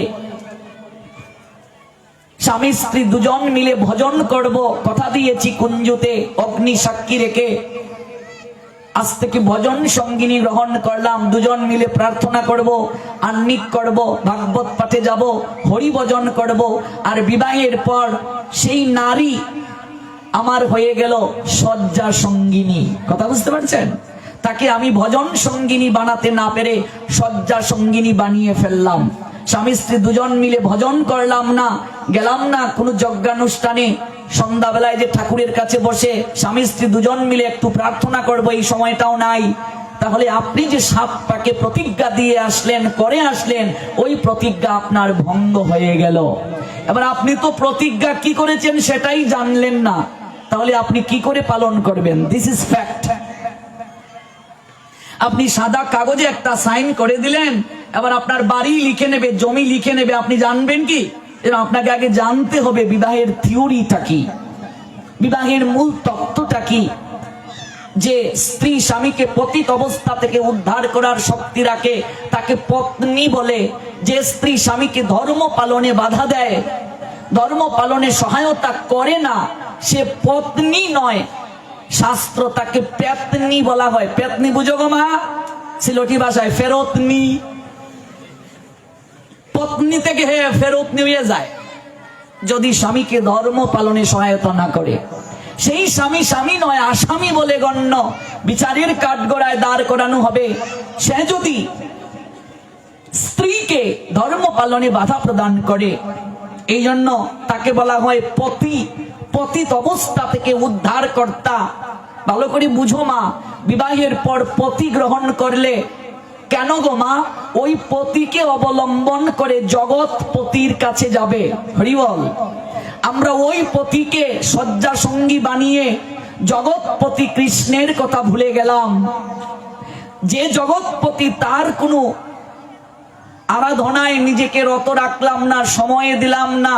দিন শেষে ওই পতি যখন স্মৃতির সিঁদুর মুছিয়ে চলে যায়, একটিবার বলেও যায় না ওরে আমি চলে যাচ্ছি, তুই এমন করে থাকিস। তখন মনে হয় আহারে, আমি যাকে অবলম্বন করে আসলাম সেও আমার চিরদিনের আপনার জন্যই, কেবলমাত্র গোবিন্দ তুমি ছাড়া আমার আর কেউ নাই। ওই পতিকে কেন্দ্র করে জগৎপতির কাছে যাবে। এজন্যই তুমি বৈবাহিক জীবনে আবদ্ধ হয়েছ। সন্তান উৎপাদনটাই মুখ্য নয়, সৃষ্টি রক্ষার জন্য সেটা একটা প্রক্রিয়া মাত্র, সৃষ্টি রক্ষার জন্য এটা একটা প্রসেসিং মাত্র। কিন্তু তোমার মনুষ্য জীবনের মূল উদ্দেশ্য হচ্ছে তোমার এই জীবনটাকে সার্থক করে এই পচা দেহটাকে ত্যাগ করে নিত্য দেহে যাওয়া। আর ওই নিত্য দেহে যাওয়ার জন্য একজন সঙ্গিনী তোমার জীবনে আসলো। কাজেই বিবাহ বিশেষভাবে ভার বহন করা। যেদিন থেকে ওই বিবাহের মণ্ডপে একজন আরেকজনের অঙ্গুলি এমন করে দেয়া হলো, সেদিন তোমাকে বন্ধনে আবদ্ধ করা হলো। তুমি আজ থেকে ভজন করবে বলে প্রতিজ্ঞা করলে। সেই বিবাহ যারা কৃষ্ণের সংসার করতে পারে না, ঠাকুরের সংসার, ভগবানের সংসার করতে পারে না, তাদের জীবনে বিবাহই দুঃখ বয়ে নিয়ে আসে। বিবাহ শব্দের অর্থ জীব গোস্বামী পাদ বলছেন, ব্যাকরণ বলছেন বিশেষভাবে ভার বহন করা। ভার বহন করে গাধা। তুমি যদি সংসারটা ভগবানের করতে না পারো, তাহলে তুমি বিবাহ করা মানে গাধার মতো স্ত্রী পুত্র কন্যার কেবল ভার বহন করলে। এই দেহটাকে তুমি গোবিন্দ সেবায় লাগাতে পারলে না। তোমার সংসার যদি ভগবানের না হয়, তোমার জীবনে বিবাহ শব্দের অর্থ আচার্যগণ বললেন বিবাহ, বি মানে বিপদ, বিবা বা মানে বাড়ানো, হ মানে হলো। বিবাহ মানে কি? যাই হোক, আমি বিপদ বাড়াইছি না। তোমার জীবনে বিপদ বাড়লো যদি তুমি সেটা ভগবানের করতে না পারো। ভগবানের তুমি যদি করতে না পারো, ছাড়িয়া শয়ন সুখ বিচিত্র পালঙ্ক, কবে ব্রজের ধুলায় ধূসর হবে মুড় অঙ্গ। আহারে রাধিকা গোবিন্দ বলে কবে কাঁদিব আমি উচ্চেশ্বরে, ভিজিবে সকল অঙ্গ নয়নের নীরে। হরি হরি বলো, কবে মূর হইবে সুদিন, বিষয়ে বাসনা ভুলে কবে হইব তব প্রেমেরও অধীন। বলো না আমার সেই দিন কবে হবে, কবে আমি মায়াজাল ছিন্ন করে ভজন রস আস্বাদন করে এই জীবনকে সার্থক করে হাসতে হাসতে তোমার পরম ধামে চলে আসবো। বলো না আমার কবে সেই দিন হবে। আমরা অনিত্য দন পেয়ে নিত্য আনন্দ ঘন ভগবানকে ভুলে যাই। মাগো একবার ভাবো মা, যাকে তুমি অবলম্বন করছো, স্ত্রী বলে, স্বামী বলে, পুত্র বলে, কন্যা বলে, ওরা কেউ তোমার আপনার জন নয়। নাট্য মঞ্চে অভিনয় করতে যেমন মানুষ স্বামী গ্রহণ করে, স্ত্রী গ্রহণ করে, অভিনয় মঞ্চ থেকে নামার পর যেমন তার সঙ্গে আর কোনো সম্পর্ক থাকে না, জীবনটাও এমন রয়ে রে মা। যাওয়ার সময় মানুষ একা যায়, আসার সময় মানুষ একা আসে, কেউ কারো সঙ্গে যায় না। লজ্জা নিবারণের কাপড়টা আমরা সঙ্গে নিয়ে আসি নাই, এমনকি সঙ্গে নিয়ে যেতেও পারবো না। শুয়ের অগ্রভাগে যতটা মাটি ধরে ততটা মাটিও তুমি আমি সঙ্গে নিয়ে যেতে পারবো না। দুর্যোধন অহংকার করে বলেছিল, বিনা যুদ্ধে নাহি দেব সুচাগ্র মেদিনী। শুয়ের অগ্রভাগে যতটা মাটি ধরে ততটা মাটিও যুদ্ধ ব্যতীত দেব না। ভগবান কৃষ্ণ সন্ধির প্রস্তাব নিয়ে দুর্যোধনকে গিয়ে কত বুঝালেন, দুর্যোধন এই যুদ্ধ হলে রক্তের গঙ্গা বইবে, লক্ষ লক্ষ লোকের প্রাণ যাবে, কত নারীর স্মৃতির সিঁদুর মুছে যাবে, কত পুত্র কন্যা সন্তান ওরা কাঁদবে, এতিম হবে। ও দুর্যোধন, পঞ্চ পাণ্ডবের সম্পত্তি প্রত্যার্পণ করে দাও, তাদেরকে তুমি ন্যায্য পাওনা মিটিয়ে দাও। দুর্যোধন রাজি হলো না। পরিশেষে গোবিন্দ বললেন, এরপরও আমি যুদ্ধ থেকে পঞ্চ পাণ্ডবকে রহিত হতে বলবো। হে দুর্যোধন, তুমি যদি কেবল দ্রৌপদীর চরণ স্পর্শ করে ক্ষমা প্রার্থনা করো, ক্ষমাই মহৎ গুণ। দুর্যোধন তাতেও রাজি হলো না। অহংকারের বশবর্তী হয়ে নিচু হতে চাইল না। মনে রাখবে, এই জগতে ভগবানের যে বিধান, যদি হতে পারো নিচু তবে পাবে কিছু, নিচু না হলে কিছু পাওয়া যায় না। দৈন্যতার ভূষণে বিভূষিত না হলে কিছু পাওয়া যায় না। দুর্যোধন মানল না। পরিশেষে আর একটা প্রস্তাব দিয়ে আসলেন ভগবান, অন্তত 5 বাইকে 5টা গ্রাম দিয়ে দাও, আমি ওদেরকে অনুরোধ করে যুদ্ধ থেকে সরে আসতে বলবো। দুর্যোধন বলে উঠল, হে বাসুদেব, যুদ্ধ ব্যতীত শুয়ের অগ্রভাগে যতটা মাটি ধরে ততটা মাটিও আমি দেব না। আমার 99টা লাঠি আছে, ওই লাঠি আমাকে সুরক্ষা দেবে, ভরসা দেবে। ভগবান হেসে হেসে বললেন, দুর্যোধন, কোন লাঠি শেষের দিনে কারো ভরসা হয় না। ধর্মকে যে লাঠি রূপে গ্রহণ করি না, শেষের দিনে কোনো লাঠি তাকে ভরসা দিতে পারে না। মারে কি হয়েছিল, এই জগতে অনেক লোক আছে যারা বলে আমার গোষ্ঠী বড়, আমার গোষ্ঠী বড়, ওই জমি দখল করা আমার বাহাতের ব্যাপার। তোমার গোষ্ঠী কি রাবণ থেকেও বড়? হ্যাঁ, 1 লক্ষ পুত্র ছিল, 1.25 লক্ষ নাতি, মরতে মরতে কেউ রইল না বংশে দিবার বাতি। তোমার গোষ্ঠী কি রাবণ থেকে বড়? যদি বলো গোষ্ঠীর ভাই আমার বেশি, তাহলে দুর্যোধনের থেকে কি তোমার ভাই বেশি? 100 ভাই কারো আছে নাকি এই জৈন্তাপুর, কানাইঘাট, গোয়াইনঘাট উপজেলায়? তাহলে তোমার গোষ্ঠীতে ভাইয়ের সংখ্যা কি দুর্যোধন থেকে বেশি? কোন লাঠি, কোন গোষ্ঠী শেষের দিনে তোমায় ভরসা দেবে না বাবা। এই দুর্যোধনের একটা লাঠি যখন ভীম ভেঙ্গে দিল, কুরুক্ষেত্রের যুদ্ধে কতজন সৈন্য অংশ নিয়েছিল? 39,36,600 জন। হিসাবটা জেনে নাও আজ। তন্মধ্যে পাণ্ডবদের পক্ষে 15,30,900 জন, কৌরবদের পক্ষে 24,05,700 জন। কুরুক্ষেত্রের যুদ্ধে মোট সৈন্য 18 অক্ষৌহিনী। সনাতন ধর্মে 18 শব্দটার খুবই গুরুত্ব আছে। 18 দিনে যুদ্ধ হয়েছে কুরুক্ষেত্রের যুদ্ধ। 18 অক্ষৌহিনী সৈন্য, 18টা পুরাণ, 18টা উপপুরাণ। কেমন সকল কিছুতে 18 একটা কারণ আছে, এটা হচ্ছে যুগ সংখ্যা। মানুষের জীবনে যুগ প্রয়োজন। যুগ মানে ভগবানের সঙ্গে সম্পর্ক, বিয়োগ নয়। কুরুক্ষেত্রের যুদ্ধে 18 অক্ষৌহিণী সৈন্য অংশ নিয়েছে। এক অক্ষৌহিণীর হিসাবটা জানিয়ে দেই আপনাদেরকে। এক অক্ষৌহিণী সৈন্য সমান 2,18,700 জন। এক অক্ষৌহিণী সৈন্যকে 4টি ভাগে ভাগ করা হয়েছে। পদাতিক সৈন্য, অশ্বারোহী সৈন্য, হস্তিবাহিনী সৈন্য, রথী। তাহলে পদাতিক সৈন্য 1,09,350, অশ্বারোহী সৈন্য 65,610, হস্তি বাহিনী 21,870, রথী 21,870। আবার ক্যালকুলেশন করুন, পদাতিক সৈন্য 1,09,350 যোগ অশ্বারোহী 65,610 সমান কত? 1,74,960। আমার বাবা হাঁটতে হাঁটতে ঐকিক নিয়ম শিখাতেন আমায়। আমার বাবা একজন আদর্শ শিক্ষক ছিলেন। সংগ্রামের আগে আইকম কমপ্লিট বিকম। আমার বাবা বলতেন, আমার ছেলেটা যদি গণিতে ভালো না হয় এর থেকে আমার আর দুঃখ কিছু হবে না, এত গণিতে ভালো আমার বাবা। ক্লাস 5-এ আমি প্রধানমন্ত্রী কর্তৃক পুরস্কার পেয়েছি। এই বাংলাদেশে আমি ট্যালেন্টের মাঝে ফার্স্ট হয়েছি। ট্যালেন্ট যারা পেয়েছে, ট্যালেন্টফুল বৃত্তি, তাদের মাঝে ফার্স্ট হয়ে প্রধানমন্ত্রী খালেদা জিয়া কর্তৃক 2003 সালে আমি পুরস্কার পেয়েছি। 2006-এ 8-এ ফার্স্ট হয়েছি বৃত্তিতে। 9-এ আমার এসএসসি কমপ্লিট। ইন্টার 2011-তে। তারপর ফার্স্ট ক্লাসে গ্র্যাজুয়েশন মাস্টার্স করেছি বাংলা সাহিত্যের উপরে। এবার বাংলা সাহিত্যে আমি পিএইচডি করব, ডক্টরেট ডিগ্রি। কিছু কিছু লোক মনে করে, ধর্ম যারা প্রতিপালন করে, মনে হয় তাদের একাডেমিক পড়াশোনা ভালো না। এগুলো আপনার এবং যারা ভাবছেন তাদের আইডিয়া ঠিক নয়।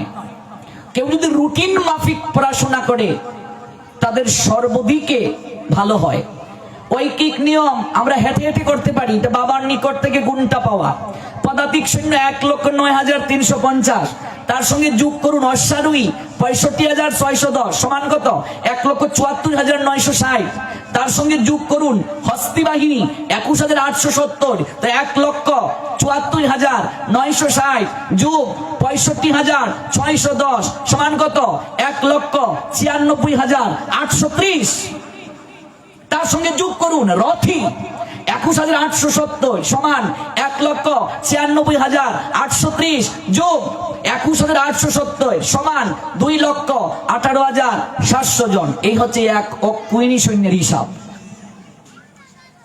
এবার কুরুক্ষেত্রের যুদ্ধে অংশ নিয়েছেন 18 অক্ষৌহিণী। ঐকিক নিয়ম করুন, এক অক্ষৌহিণী সৈন্য সমান 2,18,700। অতএব 18 অক্ষৌহিণী সৈন্য সমান 2,18,700 গুণ 18 সমান 39,36,600।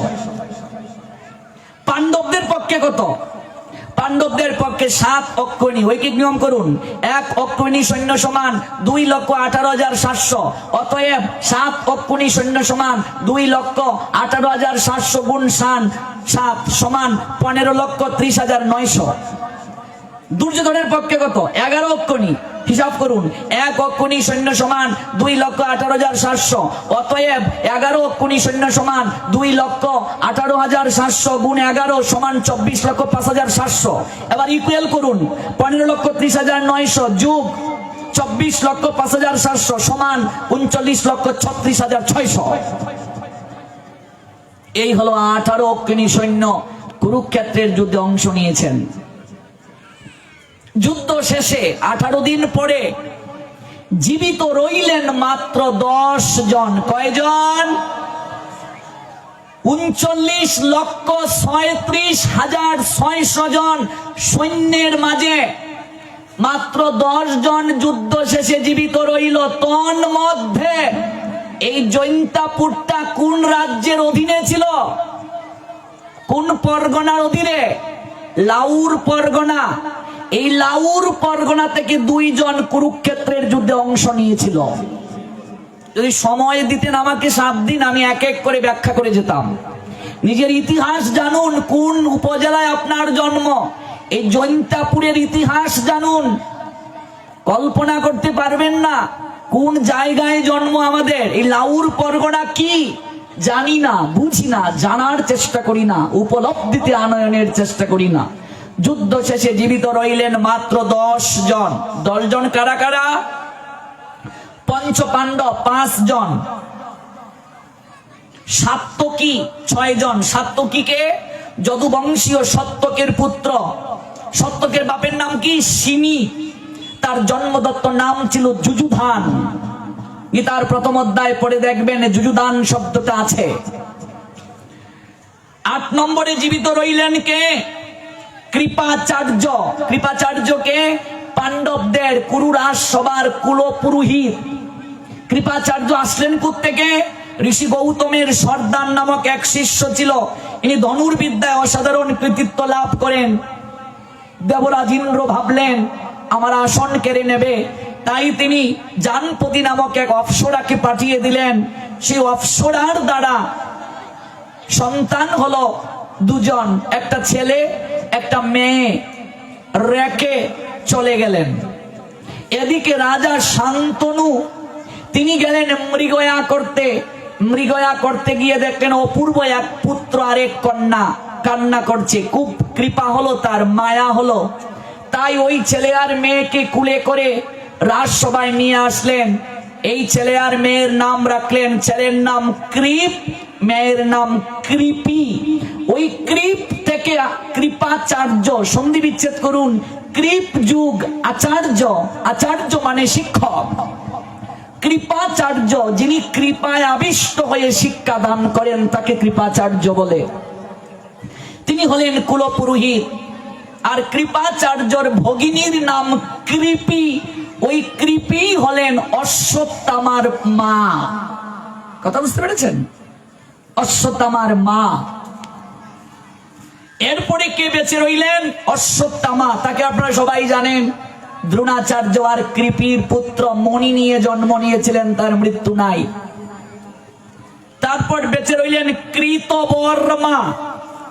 কৃতবর্মাকে যদুবংশীয় ঋতিকের পুত্র, কৃষ্ণের অনুগত। এরপর তিনি কৌরবদের সঙ্গে যোগ দিয়েছিলেন। আর বেঁচে রইলেন যুযুৎসু। ধৃতরাষ্ট্র এক দাসীর সঙ্গে সন্তান প্রার্থনা করেছিলেন, সেই পুত্র হলো যুযুৎসু। এই 10 জন কুরুক্ষেত্রের যুদ্ধ শেষে জীবিত রইলেন। 39,36,600 জনের মাঝে 10 জন বেঁচে রইলেন। আর সবারই বল হরি হরি বল হলো। একটাই কথা, দ্রৌপদীকে যুদ্ধের আগে গোবিন্দ বলেছিলেন ধর্মের সঙ্গে যাদের নিবাস থাকবে তারাই কেবল বেঁচে থাকবে, আর বাকি সবারই মৃত্যু হয়ে যাবে। এই কুরুক্ষেত্র মানে আজ থেকে 5000 বছর আগে ভারতের হরিয়ানা রাজ্যে সরস্বতী নদীর তীরে জ্যোতিষর নামক জায়গায় যে যুদ্ধ হয়েছে, সেই যুদ্ধক্ষেত্রটাই কেবল কুরুক্ষেত্র নয় রে মা, এই সংসারটাই একটা কুরুক্ষেত্র। এই সংসার কুরুক্ষেত্রে কেউ টিকে থাকবে না, কেউ বেঁচে থাকবে না যদি ধর্মকে অবলম্বন না করো, ধর্মকে যদি লাঠি মনে না করো। বাপরে, শেষের দিনে একেশ পাকিবে, দন্ত নড়িবে, সম্বল হবে তোমার লাঠি, আর পুত্র পরিজন সকলে বলবে জঞ্জাল মরলেই বাসি। এই লাঠি দিয়া শেষের দিনে তোমার কিছু হবে না, যে আমার নাতি শ্মশানে দেবে ছাতি। কোন নাতি ছাতি দিয়ে লাভ হবে না, কোন পুত্র লাঠি হবে না, লাঠি যদি গোবিন্দকে না ভাবো। না ভুল বলেছি? একটা একটা করে লাঠি ভেঙ্গে দিলেন ভীম। দুর্যোধনের উরুতে গদা দিয়ে আঘাত করা হলো। গান্ধারী সারা জীবন চুকটা বেঁধে রাখলেন, ওই চুকের বাঁধন খুলে সর্বাঙ্গে দৃষ্টি দিলেন জ্যোতি। জ্যোতি দ্বারা রক্ষা কবচ হলো দেহটা, কিন্তু ভগবান ছলনা করে কদলি পাতা দিয়ে দুর্যোধনকে লজ্জাস্থান ঢেকে মায়ের কাছে যেতে বলেছিলেন, যার কারণে উরু রক্ষা কবচ হয় নাই। এখানেই দ্রৌপদীকে বসার কুইঙ্গিত করেছিল দুর্যোধন। ভীম সেই গদা দিয়ে দুর্যোধনের উরু ভেঙ্গে দিল। দুর্যোধন যখন উড়তে পারছে না, চেষ্টা করছে ভগ্ন উরু নিয়ে, তখন গোবিন্দ তার পাশে গিয়ে দাঁড়িয়ে বললেন, ওরে মূর্খ, খুব না অহংকার করেছিলে, শুয়ের অগ্রভাগে যতটা মাটি ধরে ততটা মাটিও তুই বিনা যুদ্ধে দেবে না। তোর নাকি 99টা লাঠি আছে, ওই লাঠিগুলো তোকে ভরসা দেবে। কোথায় তোর লাঠি আজ ডাক, দেখি কোন লাঠি তোকে ভরসা দিয়ে দাঁড়াতে সহায়তা করে। ওরে মূর্খ, এই জগতে আমাকে যে লাঠি ভাবে না, তার শেষের দিনে কোনো ভরসা থাকে না রে। এই জগতে আমাকে যে অবলম্বন মনে করে, তার শেষের দিনটা সুগম হয়ে যায়। এই জগতে আমাকে যে অবলম্বন মনে করে, শেষের দিনে তাকে আর লাঠিতে ভর দিতে হয় না। আমি বাসুদেব গোবিন্দ শেষের দিনে নিজে মাঝি হয়ে বইটা বেয়ে ভবের ঘাটে দাঁড়াই, তাকে তুলেও নৌকা পার করে দেওয়ার জন্য। ওরে, জগতে কোনো লাঠি কাউকে ভরসা দিতে পারে না রে। আমি যদি কাউকে ভরসা না দেই,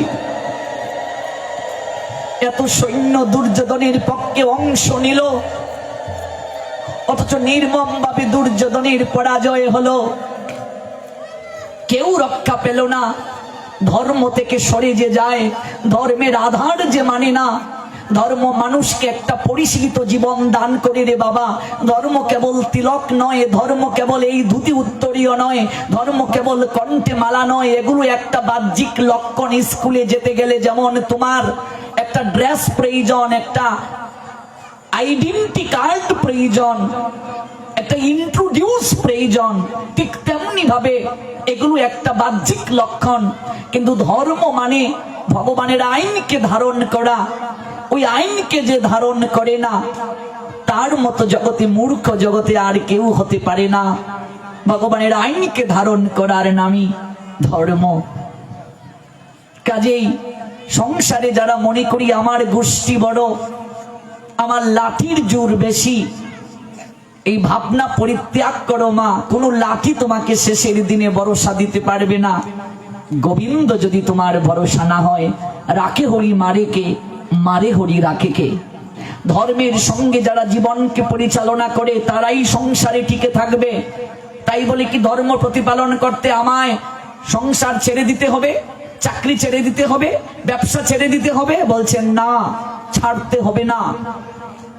ত্যাগ সবার জন্য নয়, সংসারও সবার জন্য নয়, ব্যালেন্স রাখতে হবে। মাগো, সংসারেই থাকো, কিন্তু সংসারটাকে কৃষ্ণের বানাতে হবে।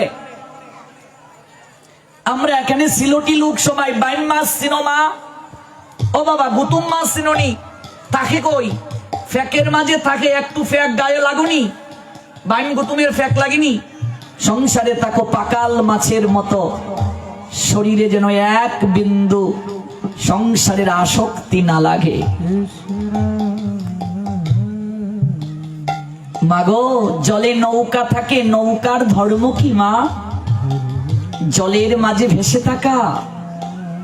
সেই নৌকায় যদি জল প্রবেশ করে, নৌকা জলের মাঝে ডুবে যায়। সংসারে থাকো, সংসারটাকে এত ভেতরে প্রবেশ করাইও না, তাহলে তুমিও সংসার সমুদ্রে ডুবে যাবে। প্রশ্ন আসতে পারে, সংসারে থাকলে একটু আটটু মায়ার জল তো ভেতরে ঢুকবেই। জলে নৌকা থাকলে যেমন নৌকায় জল ঢুকে, সংসারে থাকলে মায়ার জল ঢুকবেই। তুমি প্রার্থনা করতে বসছো, আহ্নিক করতে বসছো, তোমার নাতি এসে আঁচল ধরে টানছে, ও ঠাম্মা, হয়ে গেল তোমার প্রার্থনা, আহ্নিক হয়ে গেল। মারে, 4টা আশ্রম আছে সনাতন ধর্মে। 25 বছর বয়স পর্যন্ত দেহের শক্তিকে রক্ষা করা, 26 বছর বয়সে সনাতন শাস্ত্র বলছে সংসারে যাওয়ার কথা। 26 বছরেই সে সংসার জীবন করবে। 50 বছর বয়স পর্যন্ত সংসারে থাকবে। 51 বছর বয়স হয়ে গেলে সংসারের কোনো মায়া আসক্ত হবে না। সম্পদ যা কিছু আছে সকল কিছু সন্তানকে বুঝিয়ে দিয়ে তখন সে কেবল থাকবে সাধু সঙ্গে আর ভক্তির আশ্রমে।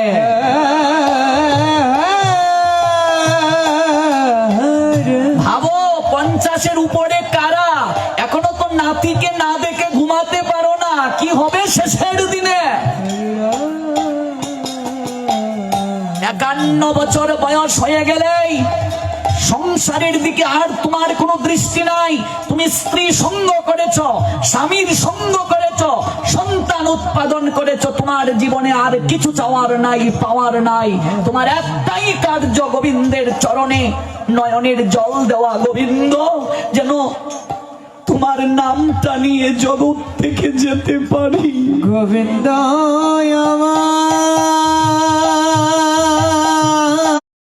সংসারে কেউ কারো আপন নয় রে মা। 51 বছর বয়স থেকে 75 বছর বয়স পর্যন্ত সময়কে বানপ্রস্থ বলে। যদি বেঁচে থাকো, মরে গেলে তো গেলেই। 76 থেকে ত্যাগের জীবন, 60 পরের জীবন কুকুরের জীবন রে মা। তোমার বৌমা তোমাকে নাতি দিয়ে বলছে, মা দেখে রাখুন নাতিকে, কুকুর যেমন পাহারা দেয় তুমিও পাহারাদার। সবাই চলে গেল আর তুমি বাড়িতে বসে রইলে। কিরে শ্যামানন্দের মা, যাবে না বিশ্বহরি দেবালয়ে? যাওয়ার তো ইচ্ছেই ছিল, বৌমানু বাড়িতে নাই, ঘর দুয়ার কে দেখবে? কুকুরের মতো পাহারাদার হয়ে রইলে। ভেবেছ এই 50 বছরের জীবনে কি করলে? যাওয়ার সংবাদ আছে মনে? একটা ব্যবসায়ী দিন শেষে সন্ধ্যা বেলায় হিসাবের খাতাটা খুলে হিসাব নিকাশ করে সারাদিন কি কেনা বেচা করলো, মাস শেষে হিসাব করে ডেবিট করে ক্রেডিট করে, বছর শেষে হালখাতা করে। আমার আপনার বয়স যার 30, 50 হলো, 60 হলো, জীবনের হিসাব কি করেছি বাবা?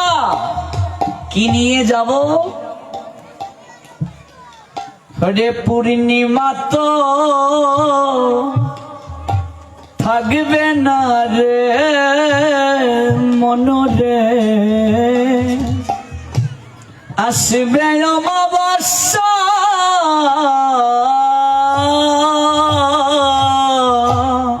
পূর্ণিমা তো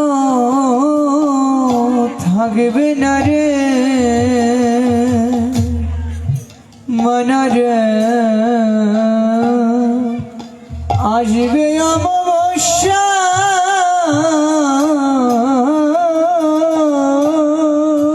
রে পূর্ণিমা তো থাকবে না রে। এই শরীরের পূর্ণিমা চিরকাল থাকবে না মা, যৌবন থাকবে না। আজকে যৌবনের উত্তাল তরঙ্গে ধরাকে সরাজ্ঞান করি, যাকে যা বলার নয় বলে ফেলি, যাকে যা বলার নয় বলছি, যা খাওয়ার নয় খাচ্ছি, যা করার নয় করছি। কিন্তু এই পূর্ণিমা চিরকাল থাকবে না। মনরে আসবে অমাবস্যা,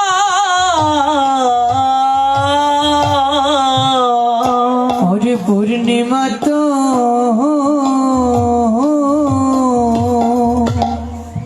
থাকবে না রে মনরে, আসবে অমাবস্যা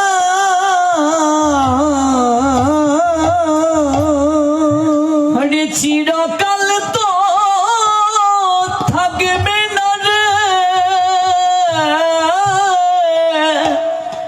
রঙের ভালোবাসা রে মন, ওরে চিরকাল তো থাকবে না রে রঙের ভালোবাসা।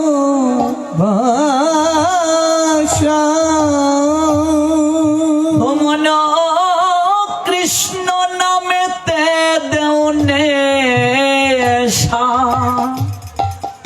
ছাড়রে সংসারের আশা, কৃষ্ণ নামেতে দেওনে সারে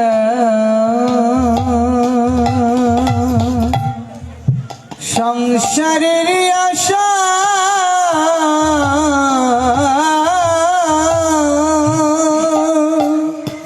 কৃষ্ণ নামেতে দৌনে হরে কোন কামিনী হর কাঞ্চন পাইয়া মনরে রইয়াছ তুমি কামেতে মজিয়া হরে কোন কামিনী কাঞ্চন পায়া মনরে রইয়াছ তুমি কামিতে মজিয়া কোন কামিনী আর কাঞ্চন তাদেরকে পেয়ে কামি মজি রইলে ভাবলে না একবার এই অতিথিশালায় এসেছি একদিন এই রথটাকে নিয়ে উল্টো দিকে গমন করতে হবে,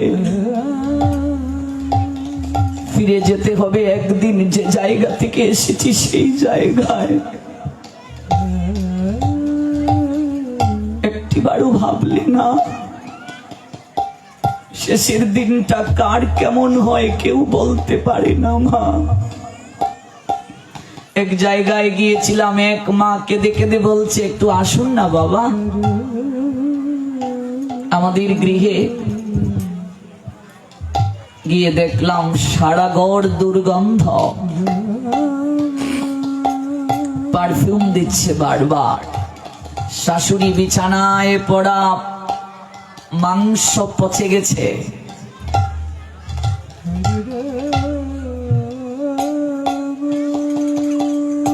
সজল নেত্রে তাকিয়ে বলছে বাবা আমায় বিদায় দাও, বিদায়। বিদায়ের কাজ না করলে বিদায় হয় না রে মা, বিদায়ের কাজ না করলে বিদায় হয় না। এই সংসারে তার মতো সৌভাগ্যবতী সৌভাগ্যবান আর কেউ নাই যে ভগবানের নাম নিয়ে জগৎ থেকে সুস্থ শরীরে যেতে পারে।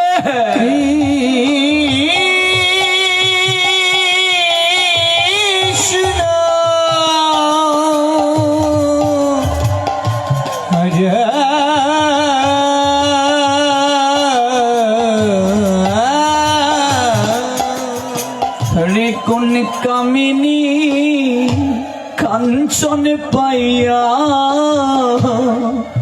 মনরে রইয়াছ তুমি কামেতে মজিয়া।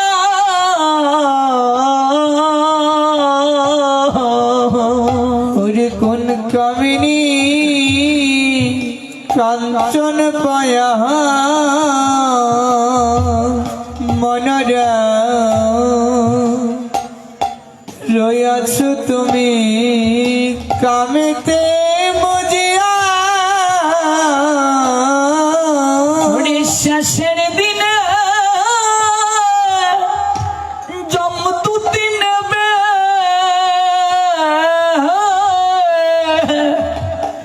তোমার হাতে পাবন্দি আরে মন। শেষের দিনে জমদূত নেবে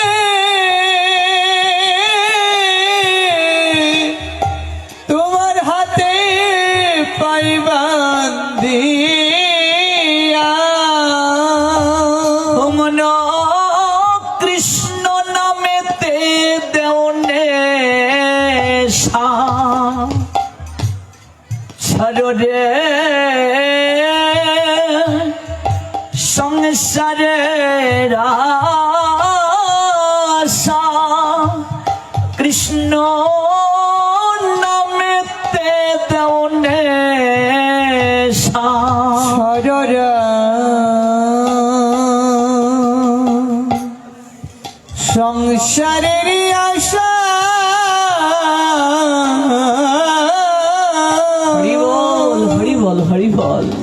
কৃষ্ণ নামেতে দাও নেশ। 51 বছর বয়স হয়ে গেলে সংসারের আশা আর রাখা যাবে না। পুত্র কন্যা বৌমা সবাইকে সংসার বুঝিয়ে দিয়ে তোমার একটাই কাজ,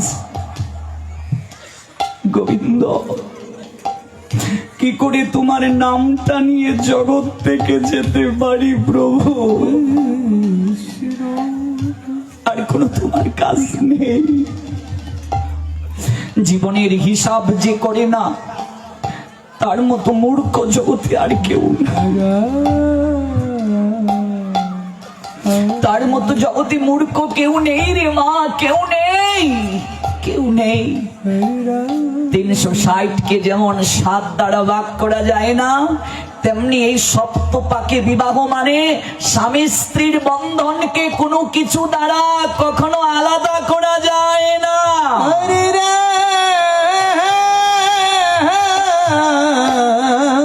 এই কুঞ্জুর স্ট্রাকচার চেঞ্জ করলে হবে না।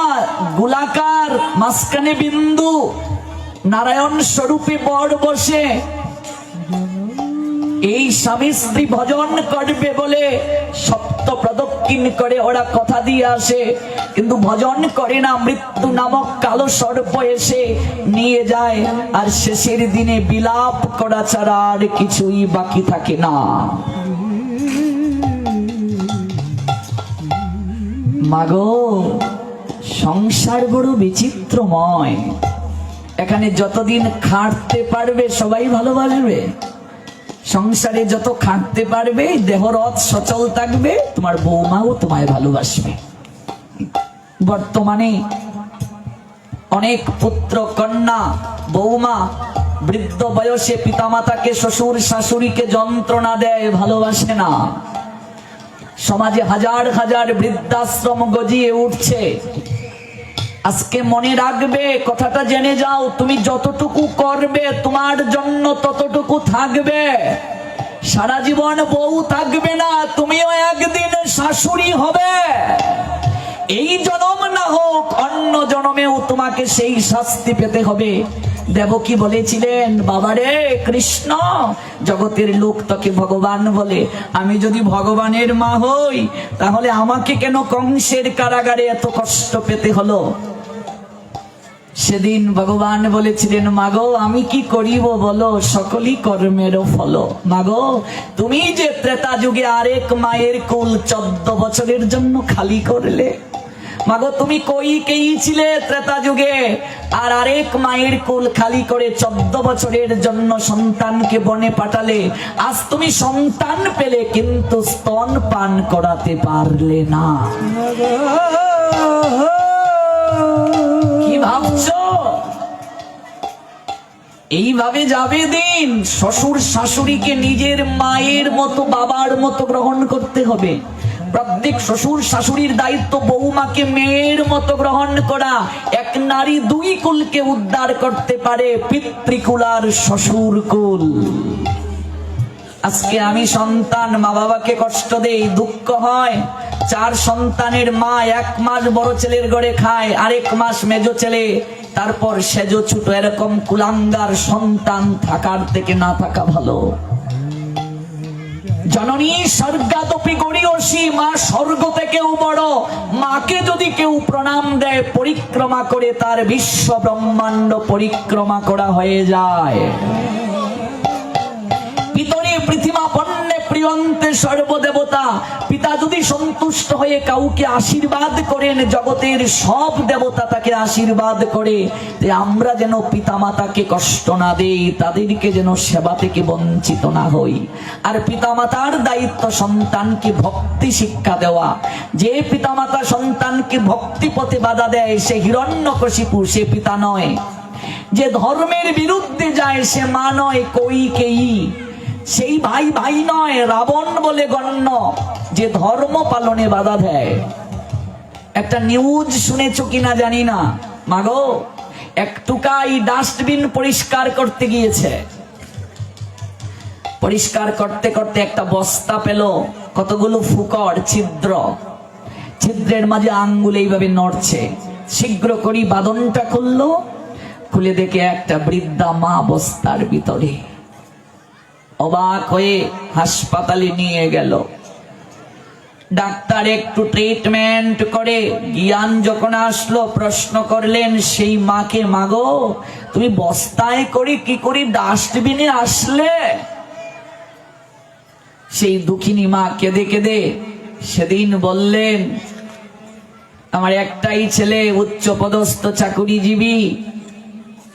শয়নের আগে আমি শুনেছি পাশের কক্ষে বৌমা আমার ছেলেকে বলছে, আগামীকাল মায়ের ব্যবস্থা না করলে আমি তল্পা গুটিয়ে বাবার বাড়ি চলে যাব। তারপর কি করে বস্তায় আমি আসলাম আর ডাস্টবিনে পতিত হলাম জানি না। বুঝতেই পারছেন, আজ মায়ের দরকার নাই, মা আবর্জনা সন্তানের কাছে। বউয়ের কথায় মাকে ডাস্টবিনে ফেলে দিল। এটা নিউজ হয়েছে, আপনারা দেখেছেন কিনা? সাংবাদিক প্রশ্ন করছে, মা আপনি সুস্থ হয়ে কি করতে চান? দুঃখিনী মা সেদিন কেঁদে কেঁদে বললেন, আমি সুস্থ হয়ে আমার সন্তানের কাছে ফিরে যেতে চাই। ঝরঝর করে নিউজটা দেখে আমার চোখ বেয়ে জল ঝরলো। আর মনে মনে ভাবলাম, এই জগতে প্রত্যেক মাকে, নারীকে ভগবান এতটা মায়া দিয়ে জগতে পাঠিয়েছে, এত মমতা দিয়ে মায়েদেরকে ভগবান সৃষ্টি করে জগতে পাঠিয়েছে, যে আমার মতো কুলাঙ্গার ছেলে মা কি ধন বুঝতে না পেরে বস্তায় ভরে ডাস্টবিনে ফেলে দিল। সেই মাই বলছে, হ্যাঁ, সাংবাদিককে বলছে, আমি আমার ছেলের অকল্যাণ চাই না স্যার, আমার সন্তান যেন সারাটা জীবন ভালো থাকতে পারে। এই হলো মা। মা কখনো সন্তানের অমঙ্গল কামনা করতে পারে না। আজকে প্রত্যেক বৌমাদেরকে একটা প্রশ্ন করি, সারা জীবন কি বৌমা থাকবে? তুমি শাশুড়ি হবে না? তোমার জন্য ততটুকু থাকবে গো, এই জন্মে না হোক অন্য জন্মে, যেমন কইকেয়ী দেবকী হয়ে এসে লাভ করলেন। তাই আজ থেকে এই ভাগবত আসর থেকে ওই চেতনা নিয়ে যাও।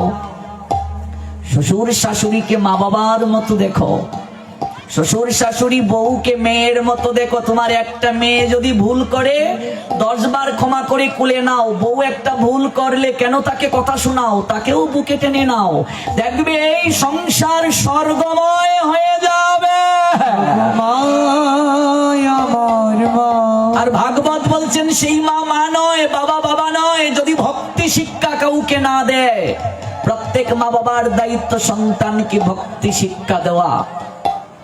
ভাগবতের আসর যত বাড়বে, ভাগবতের জ্ঞান আমরা যত বেশি লাভ করতে পারবো, সমাজ থেকে এই কুসংস্কার দূর হবে, সমাজ থেকে এই যন্ত্রণা দূর হবে, সমাজ থেকে এই নির্মমতা দূর হবে।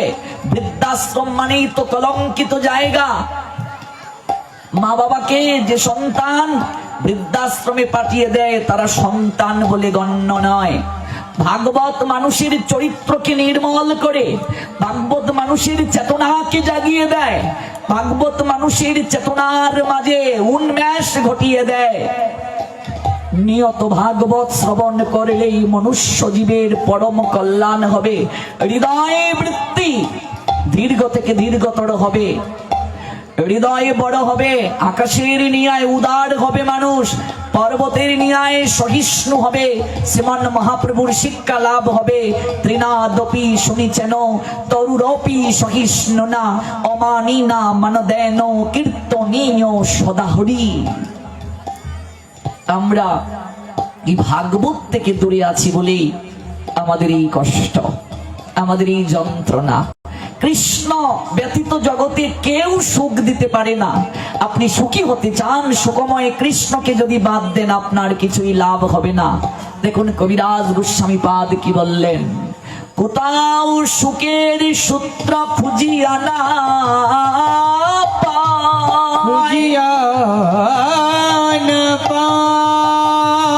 কামনা কণ্টক বনে ভ্রমিয়া বেড়া।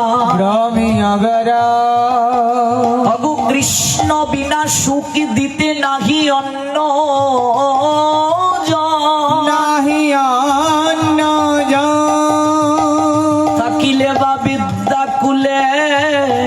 কোটি কোটি জয়। কোটি কোটি জয়।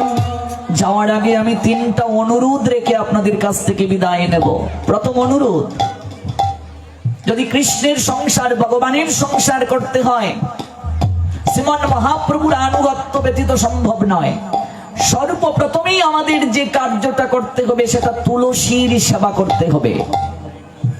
তুলসীকে প্রণাম পরিক্রমা করতে হবে। আপনি যে মতেই দীক্ষিত হন, যে পথেই চলুন না কেন, তুলসী ব্যতীত আপনার কোনো কার্যই কখনো সফল হবে না। মরার পরেও আপনার চোখে তুলসী দেয়া হয়, মস্তকের মাঝে তুলসীর ভাণ্ড রাখা হয়। আমাদের সমাজে কুসংস্কার আছে, কেউ মারা গেলে সেই মরা বাড়িতে আমরা যাই নাই, মরা বাড়ির আঙ্গিনায় যাওয়া যাবে না। তারপরে দেখবেন কেউ মারা গেলে আমরা তাকে স্নান করিয়ে, নতুন কাপড় পরিধান করিয়ে, তিলক কাটিয়ে, গলায় মালা দিয়ে, দুলনায় চড়িয়ে, হরিনাম করে তাকে শ্মশানে নিয়ে যাই। যাই কি যাই না? যে ব্যক্তি মারা গেল তাকে স্নান করিয়ে, নতুন কাপড় পরিধান করিয়ে, পবিত্র করে শ্মশানে নিয়ে যাই। আর আমরা কি করি? সবচেয়ে সেরা গামছা, সেরা লুঙ্গি পরে আমরা শ্মশানে যাই। কুসংস্কার থেকে বের হন। কেউ মারা গেলে স্নান করে পবিত্র হয়ে শ্মশানে যেতে হয়। কাষ্ঠ থেকে এসে আর স্নান করার প্রয়োজন নাই। এই হচ্ছে বিধান। যে মারা গেছে তাকে আপনি স্নান করিয়ে পবিত্র করে নিচ্ছেন, মালা পরিধান করিয়ে নিচ্ছেন, তিলক কাটিয়ে নিয়ে যাচ্ছেন, আর আপনি সেরা গামছা, সেরা লুঙ্গি পরে যাচ্ছেন। আমাদের সনাতনীরা সকল কার্য যজ্ঞের মাধ্যমে করে। বিবাহ যজ্ঞ, নামকরণটা যজ্ঞ, এমনকি শেষ যজ্ঞ হলো অন্ত্যেষ্টি ক্রিয়া। অন্ত মানে শেষ, ইষ্টি মানে যজ্ঞ। এটা শেষ যজ্ঞ। এই জন্য আমরা হরিধ্বনি দেই, আম্রপত্রে ঘি স্পর্শ করে 7 বার প্রদক্ষিণ করে মুখের মাঝে আগুন দেই। আবার আসার পর জানাবো মুখে কেন আগুন দিতে হয়। অনেক তত্ত্ব আছে, এগুলো অল্প সময়ে ব্যাখ্যা করা যাবে না। কেন মুখে আমরা আগুন দেই? শরীরের এত অঙ্গ প্রত্যঙ্গ থাকতে মুখে আগুন কেন?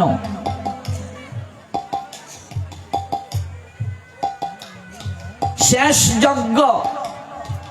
জগতে যত পুণ্য কার্য রয়েছে বাবা, সর্বশ্রেষ্ঠ পুণ্য কার্য হচ্ছে দাহ কার্যে অংশগ্রহণ করা। এর থেকে শ্রেষ্ঠ কর্ম নেই। অন্তিমের বন্ধু হয়ে যাওয়া। এই জন্য ধুতি পরে, সাদা বস্ত্র পরে, তিলক কেটে শ্মশানে যাওয়া উচিত। শ্মশান থেকে এসে স্নান করার প্রয়োজন নাই। কিছু মূর্খ লোকেরা ওরা মহাদেবের নাম করে গাঁজা খায়। বৈষ্ণবানাং ইয়াতা শম্ভু, মহাদেব হচ্ছেন বৈষ্ণবীর মাঝে প্রধান। তিনি শ্মশানকে ভজনের স্থান রূপে বেছে নিলেন। পৃথিবীর সব জায়গায় উঁচু নিচু ভেদাভেদ আছে, শ্মশানে উঁচু নিচু ভেদাভেদ নেই বাবা। এখানে সবাইকে গিয়ে এক কাতারে দাঁড়াতে হয়। এখানে গেলে বৈরাগ্য জাগ্রত হয়। মহাদেব সেই শ্মশানটাকে ভজনের জায়গা নিলেন, কারণ প্রত্যেকটা মানুষের শেষ পরিণতি, শেষ আশ্রয়, শেষ ঠিকানা হলো শ্মশান ঘাট। তিনি ভস্য শরীরে মাখেন মহাদেব। এই শরীরের অন্তিম গতি হচ্ছে ছাই। মহাদেবের নাম করে যারা গাঁজা খায় ওরা ভুল করছে। মহাদেব কোন জায়গায় গাঁজা গ্রহণ করেন নাই, শাস্ত্রের কোথাও লেখা নাই। যারা বলে মহাদেবের প্রসাদ আমরা গাঁজা খাই, তাদেরকে বলি মহাদেব বিষ তো খেয়েছিলেন, তাহলে বিষ তুমি খাও দেখি কত বড় মহাদেবের ভক্ত। মহাদেব বিষ খেয়ে নীলকণ্ঠ হলেন, আর তুমি বিষ খেলে বলো হরি হরি বল। যারা মহাদেবের নামে গাঁজা খায় ওরা এক একটা পাষণ্ডী মূর্খ। ওদেরকেই মহাদেব ত্রিশূল দ্বারা অন্তিমে শাস্তি দেবেন। মনে রাখবে বাবা, যজ্ঞ যখন চলবে, যজ্ঞে দেহ কলাকে আহুতি দেয়া হয়। এমনিতে যখন যজ্ঞ করো সবরি কলা দেও, কলাটা একটা প্রতীক, মূলত দেহ কলাটাকে আহুতি দেওয়া। ওই দেহ কলাকে যজ্ঞস্থলিতে আহুতি দিচ্ছ। যজ্ঞ চলাকালীন সময়ে জল গ্রহণ করা যাবে না। কিন্তু আমাদের সমাজে দেখা যায় একদিকে যজ্ঞ চলছে, কেউ মিষ্টি বিতরণ করছে, চা চলছে, পান চলছে, মুড়ি চলছে, আবার কিছু কুলাঙ্গার লোক আছে ওই যজ্ঞস্থানে গিয়ে অর্থাৎ শ্মশানে অন্ত্যেষ্টিক্রিয়ার জায়গায় গিয়ে মদ গ্রহণ করে। এর থেকে কঠিন শাস্তি আর কিছু হবে না। শ্মশানের আশেপাশে কখনো নেশা জাতীয় দ্রব্য গ্রহণ করবে না। এই জায়গাটাকে যদি অপবিত্র করো, শেষের দিনে তোমার দেহটা শ্মশানে যেতে পারে কিনা সন্দেহ রয়েছে বাবা। সময়ের কারণে প্রসাদের সময় হয়ে গেছে, এই জন্য আমি অতিক্রম হয়ে যাচ্ছে, আমি দীর্ঘায়িত ব্যাখ্যা করতে পারছি না। আবার যদি কোনোদিন আসি আমি বিস্তৃতভাবে এগুলো বলবো। স্নান করে পবিত্র হয়ে লুঙ্গি পরে কোনোদিন দাহ কার্যে যাবেন না। সনাতনী হিন্দুদের লুঙ্গি কখনো পরার বসন নয়। আজকে 100টা হিন্দুর ছেলেকে যদি ধুতি দেয়া হয়, এখনো 99টা হিন্দুর ছেলে ধুতি পড়তে জানে না। এর থেকে লজ্জা আর কিছু হতে পারে না। বাবা কাকা জেঠার বয়সী যারা অনেকেই ধুতি পড়তে জানে না। আমি এক জায়গায় পাঠে গেছি, তার বাড়িতে অনুষ্ঠান, কাকা বাবু লুঙ্গি পরে বারবার আসছে আর যাচ্ছে। আমি বলছি বাবা আপনি সব সময় লুঙ্গি পরে নেইনি, আমার কথা নাই, আপনার বাড়িতে একটা অনুষ্ঠান হচ্ছে, কত সাধু বৈষ্ণব আসছে, আপনি আজকের দিনে অন্তত ধুতিটা পরেন। কাকা বাবু বললেন বাবারে জীবনে একবারই ধুতি পরেছিলাম, ঠাকুরদা পরিয়ে দিয়েছিল। কখন? বিয়ের সময়। আমি বললাম কাকা বাবু ভাগ্যিস এখন বিয়েতে কুচিওয়ালা ধুতি কিনতে পাওয়া যায়, নইলে বিয়ে করাই হিন্দু ছেলের 12টা বেজে যেত। তুমি কিসের হিন্দু? লোকের অনুসারী, আমার মালা নাই, তিলক নাই, ভুল করছো। সনাতনী হিন্দু মাত্রই প্রত্যেকের তুলসী প্রয়োজন আছে, প্রত্যেকেরই তিলক প্রয়োজন আছে, কারণ এগুলোই হলো আমাদের একমাত্র শেষের সম্বল, আর কিছু নয়। মরার পরে ধুতি পরিয়ে তোমার হবে কি? জীবন দশায় যদি ধুতি না পড়ো, মরার পরে তিলক দিয়ে তোমার হবে কি? জীবন দশায় যদি তিলক না পড়ো। This is theory. স্নান করে পবিত্র হয়ে দাহ কার্যে যাবে, লুঙ্গি পরে যাবে না, ধুতি পরে যাবে, ধুতি না থাকলে প্যান্ট পরে যাবে। যজ্ঞ চলাকালীন সময়ে জল গ্রহণ করা যাবে না। যজ্ঞ শেষ তারপর খাওয়া, এর আগে নয়। যজ্ঞ চলাকালীন সময়ে কোনো আহার করা যাবে না। আমরা অনেকেই অপবিত্র হয়ে শ্মশানে যাই, অথচ যার দাহ কার্য হবে তাকে আমরা স্নান করিয়ে বসন নতুন পরিধান করিয়ে যাই না, ভুল বলছি? আর আমরা সেরা গামছা লুঙ্গি পরে যাই। শ্মশান থেকে এসে স্নান করার প্রয়োজন নাই, এটা পবিত্রতম জায়গা। আমি 3টা অনুরোধ রেখে যাব। তুলসীর সেবা করবেন, প্রণাম পরিক্রমা করবেন, কণ্ঠে মালাটা ধারণ করবেন, একাদশী ব্রতটা করবেন। 8 বছর বয়স থেকে 80 বছর বয়স পর্যন্ত সব পাপের একটা ক্ষমা আছে। একাদশীতে যারা পাপ কার্য করে, এই পাপের কোনো ক্ষমা নাই, ক্ষমা নাই, ক্ষমা নাই। সবাইকে করতে হবে। 7 বছর পর্যন্ত কোনো পাপ চিত্রগুপ্তের খাতায় লেখা হয় না। বয়স 8 হয়ে গেলেই প্রত্যেক বাপ মার দায়িত্ব সন্তানকে একাদশী ব্রত পালনের কথা বলা। যদি কেউ না বলে, শেষের দিনে বিচারের কাঠগড়ায় সেই বাপ মাকে দাঁড়াতে হবে। আর তৃতীয় কথা, হরিনামটা করুন, হরে কৃষ্ণ মহামন্ত্র জপ করুন, জপমালাটা নিন। আর যারা কালকে শীত নিতে চেয়েছিলেন নিত্য কর্মের উপরে, আমাদের কাছ থেকে সংগ্রহ করবেন। কি করে আপনি ভগবানের সেবা দেবেন, কি করে ভগবানকে জাগরণ করবেন, শয়নে দেবেন, পালঙ্ক থেকে নামার পর ভূমি স্পর্শ করে আপনার কি করতে হবে, ঘুম থেকে উঠার পর রাত্রে ঘুমানোর পূর্ব পর্যন্ত সকল কার্য সিঁদুরের মন্ত্র থেকে সকল কিছু আছে। আপনার এই শীতটা পাঠ অন্তে সংগ্রহ করবেন। এই 3 দিন ব্যাপী আলোচনায় আমার অনেক ভুল ত্রুটি হয়েছে, আপনারা আমাকে মার্জনা করবেন। আমি আবারও এই সরুকেল গ্রামের গৌর ভক্তবৃন্দের প্রতি কৃতজ্ঞতা নিবেদন করছি। আমার বাবুল প্রবীর প্রতি আমি আবারও বিশেষ কৃতজ্ঞতা জ্ঞাপন করছি। তারা আমাকে আমন্ত্রণ করেছেন, আপনাদের চরণধুলি প্রাপ্তির সুযোগ করে দিয়েছেন। আমার আরো অনেক কথা বলার ইচ্ছে ছিল, অনেক কথাই যেন বলা হলো না, কারণ আমি সিলেটের ছেলে। আমার খুব কষ্ট লাগে যে আমরা অন্যান্য জায়গায় গিয়ে 15 দিন পাঠ করি, 1 মাস পাঠ করি, 7 দিন পাঠ করি, কিন্তু এই সিলেটে পাঠের সংখ্যা এত কম, যার কারণে শাস্ত্রের কথাগুলো ঢালাও ভাবে প্রচার করা সম্ভব হচ্ছে না। আমি আশা নয়, বিশ্বাস রাখছি এই তরুণ যারা, যুবক যারা, যাদেরকে দেখতে পাচ্ছেন আপনারা, তারা যদি জেগে উঠে এরকম 7 দিন পাঠ দেওয়া ভবিষ্যতে কোনো ব্যাপার না। আমরা যদি না জাগি মা, কেমনে সকাল হবে? তোমার আমার ছেলে উঠলে মাগো রাগ হবে, তবে তরুণরাই পারে সমাজকে পরিবর্তন করতে, যুবকরাই পারে সমাজকে পরিবর্তন করতে। আর গ্রামের যারা বয়োজ্যেষ্ঠ তারা আমাদেরকে গার্ডিয়ান রূপে দিক নির্দেশনা দেবেন, আশীর্বাদ করবেন বয়োজ্যেষ্ঠ যারা, আর আমরা যুবকরাই কাজ করব। তাহলেই দেখবেন সমাজ পরিবর্তন হবে। আবার হবে তো দেখা, এই দেখাই শেষ দেখা নয় তো।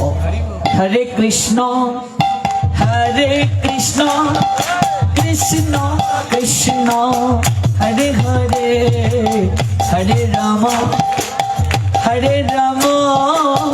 রাম রাম হরে হরে।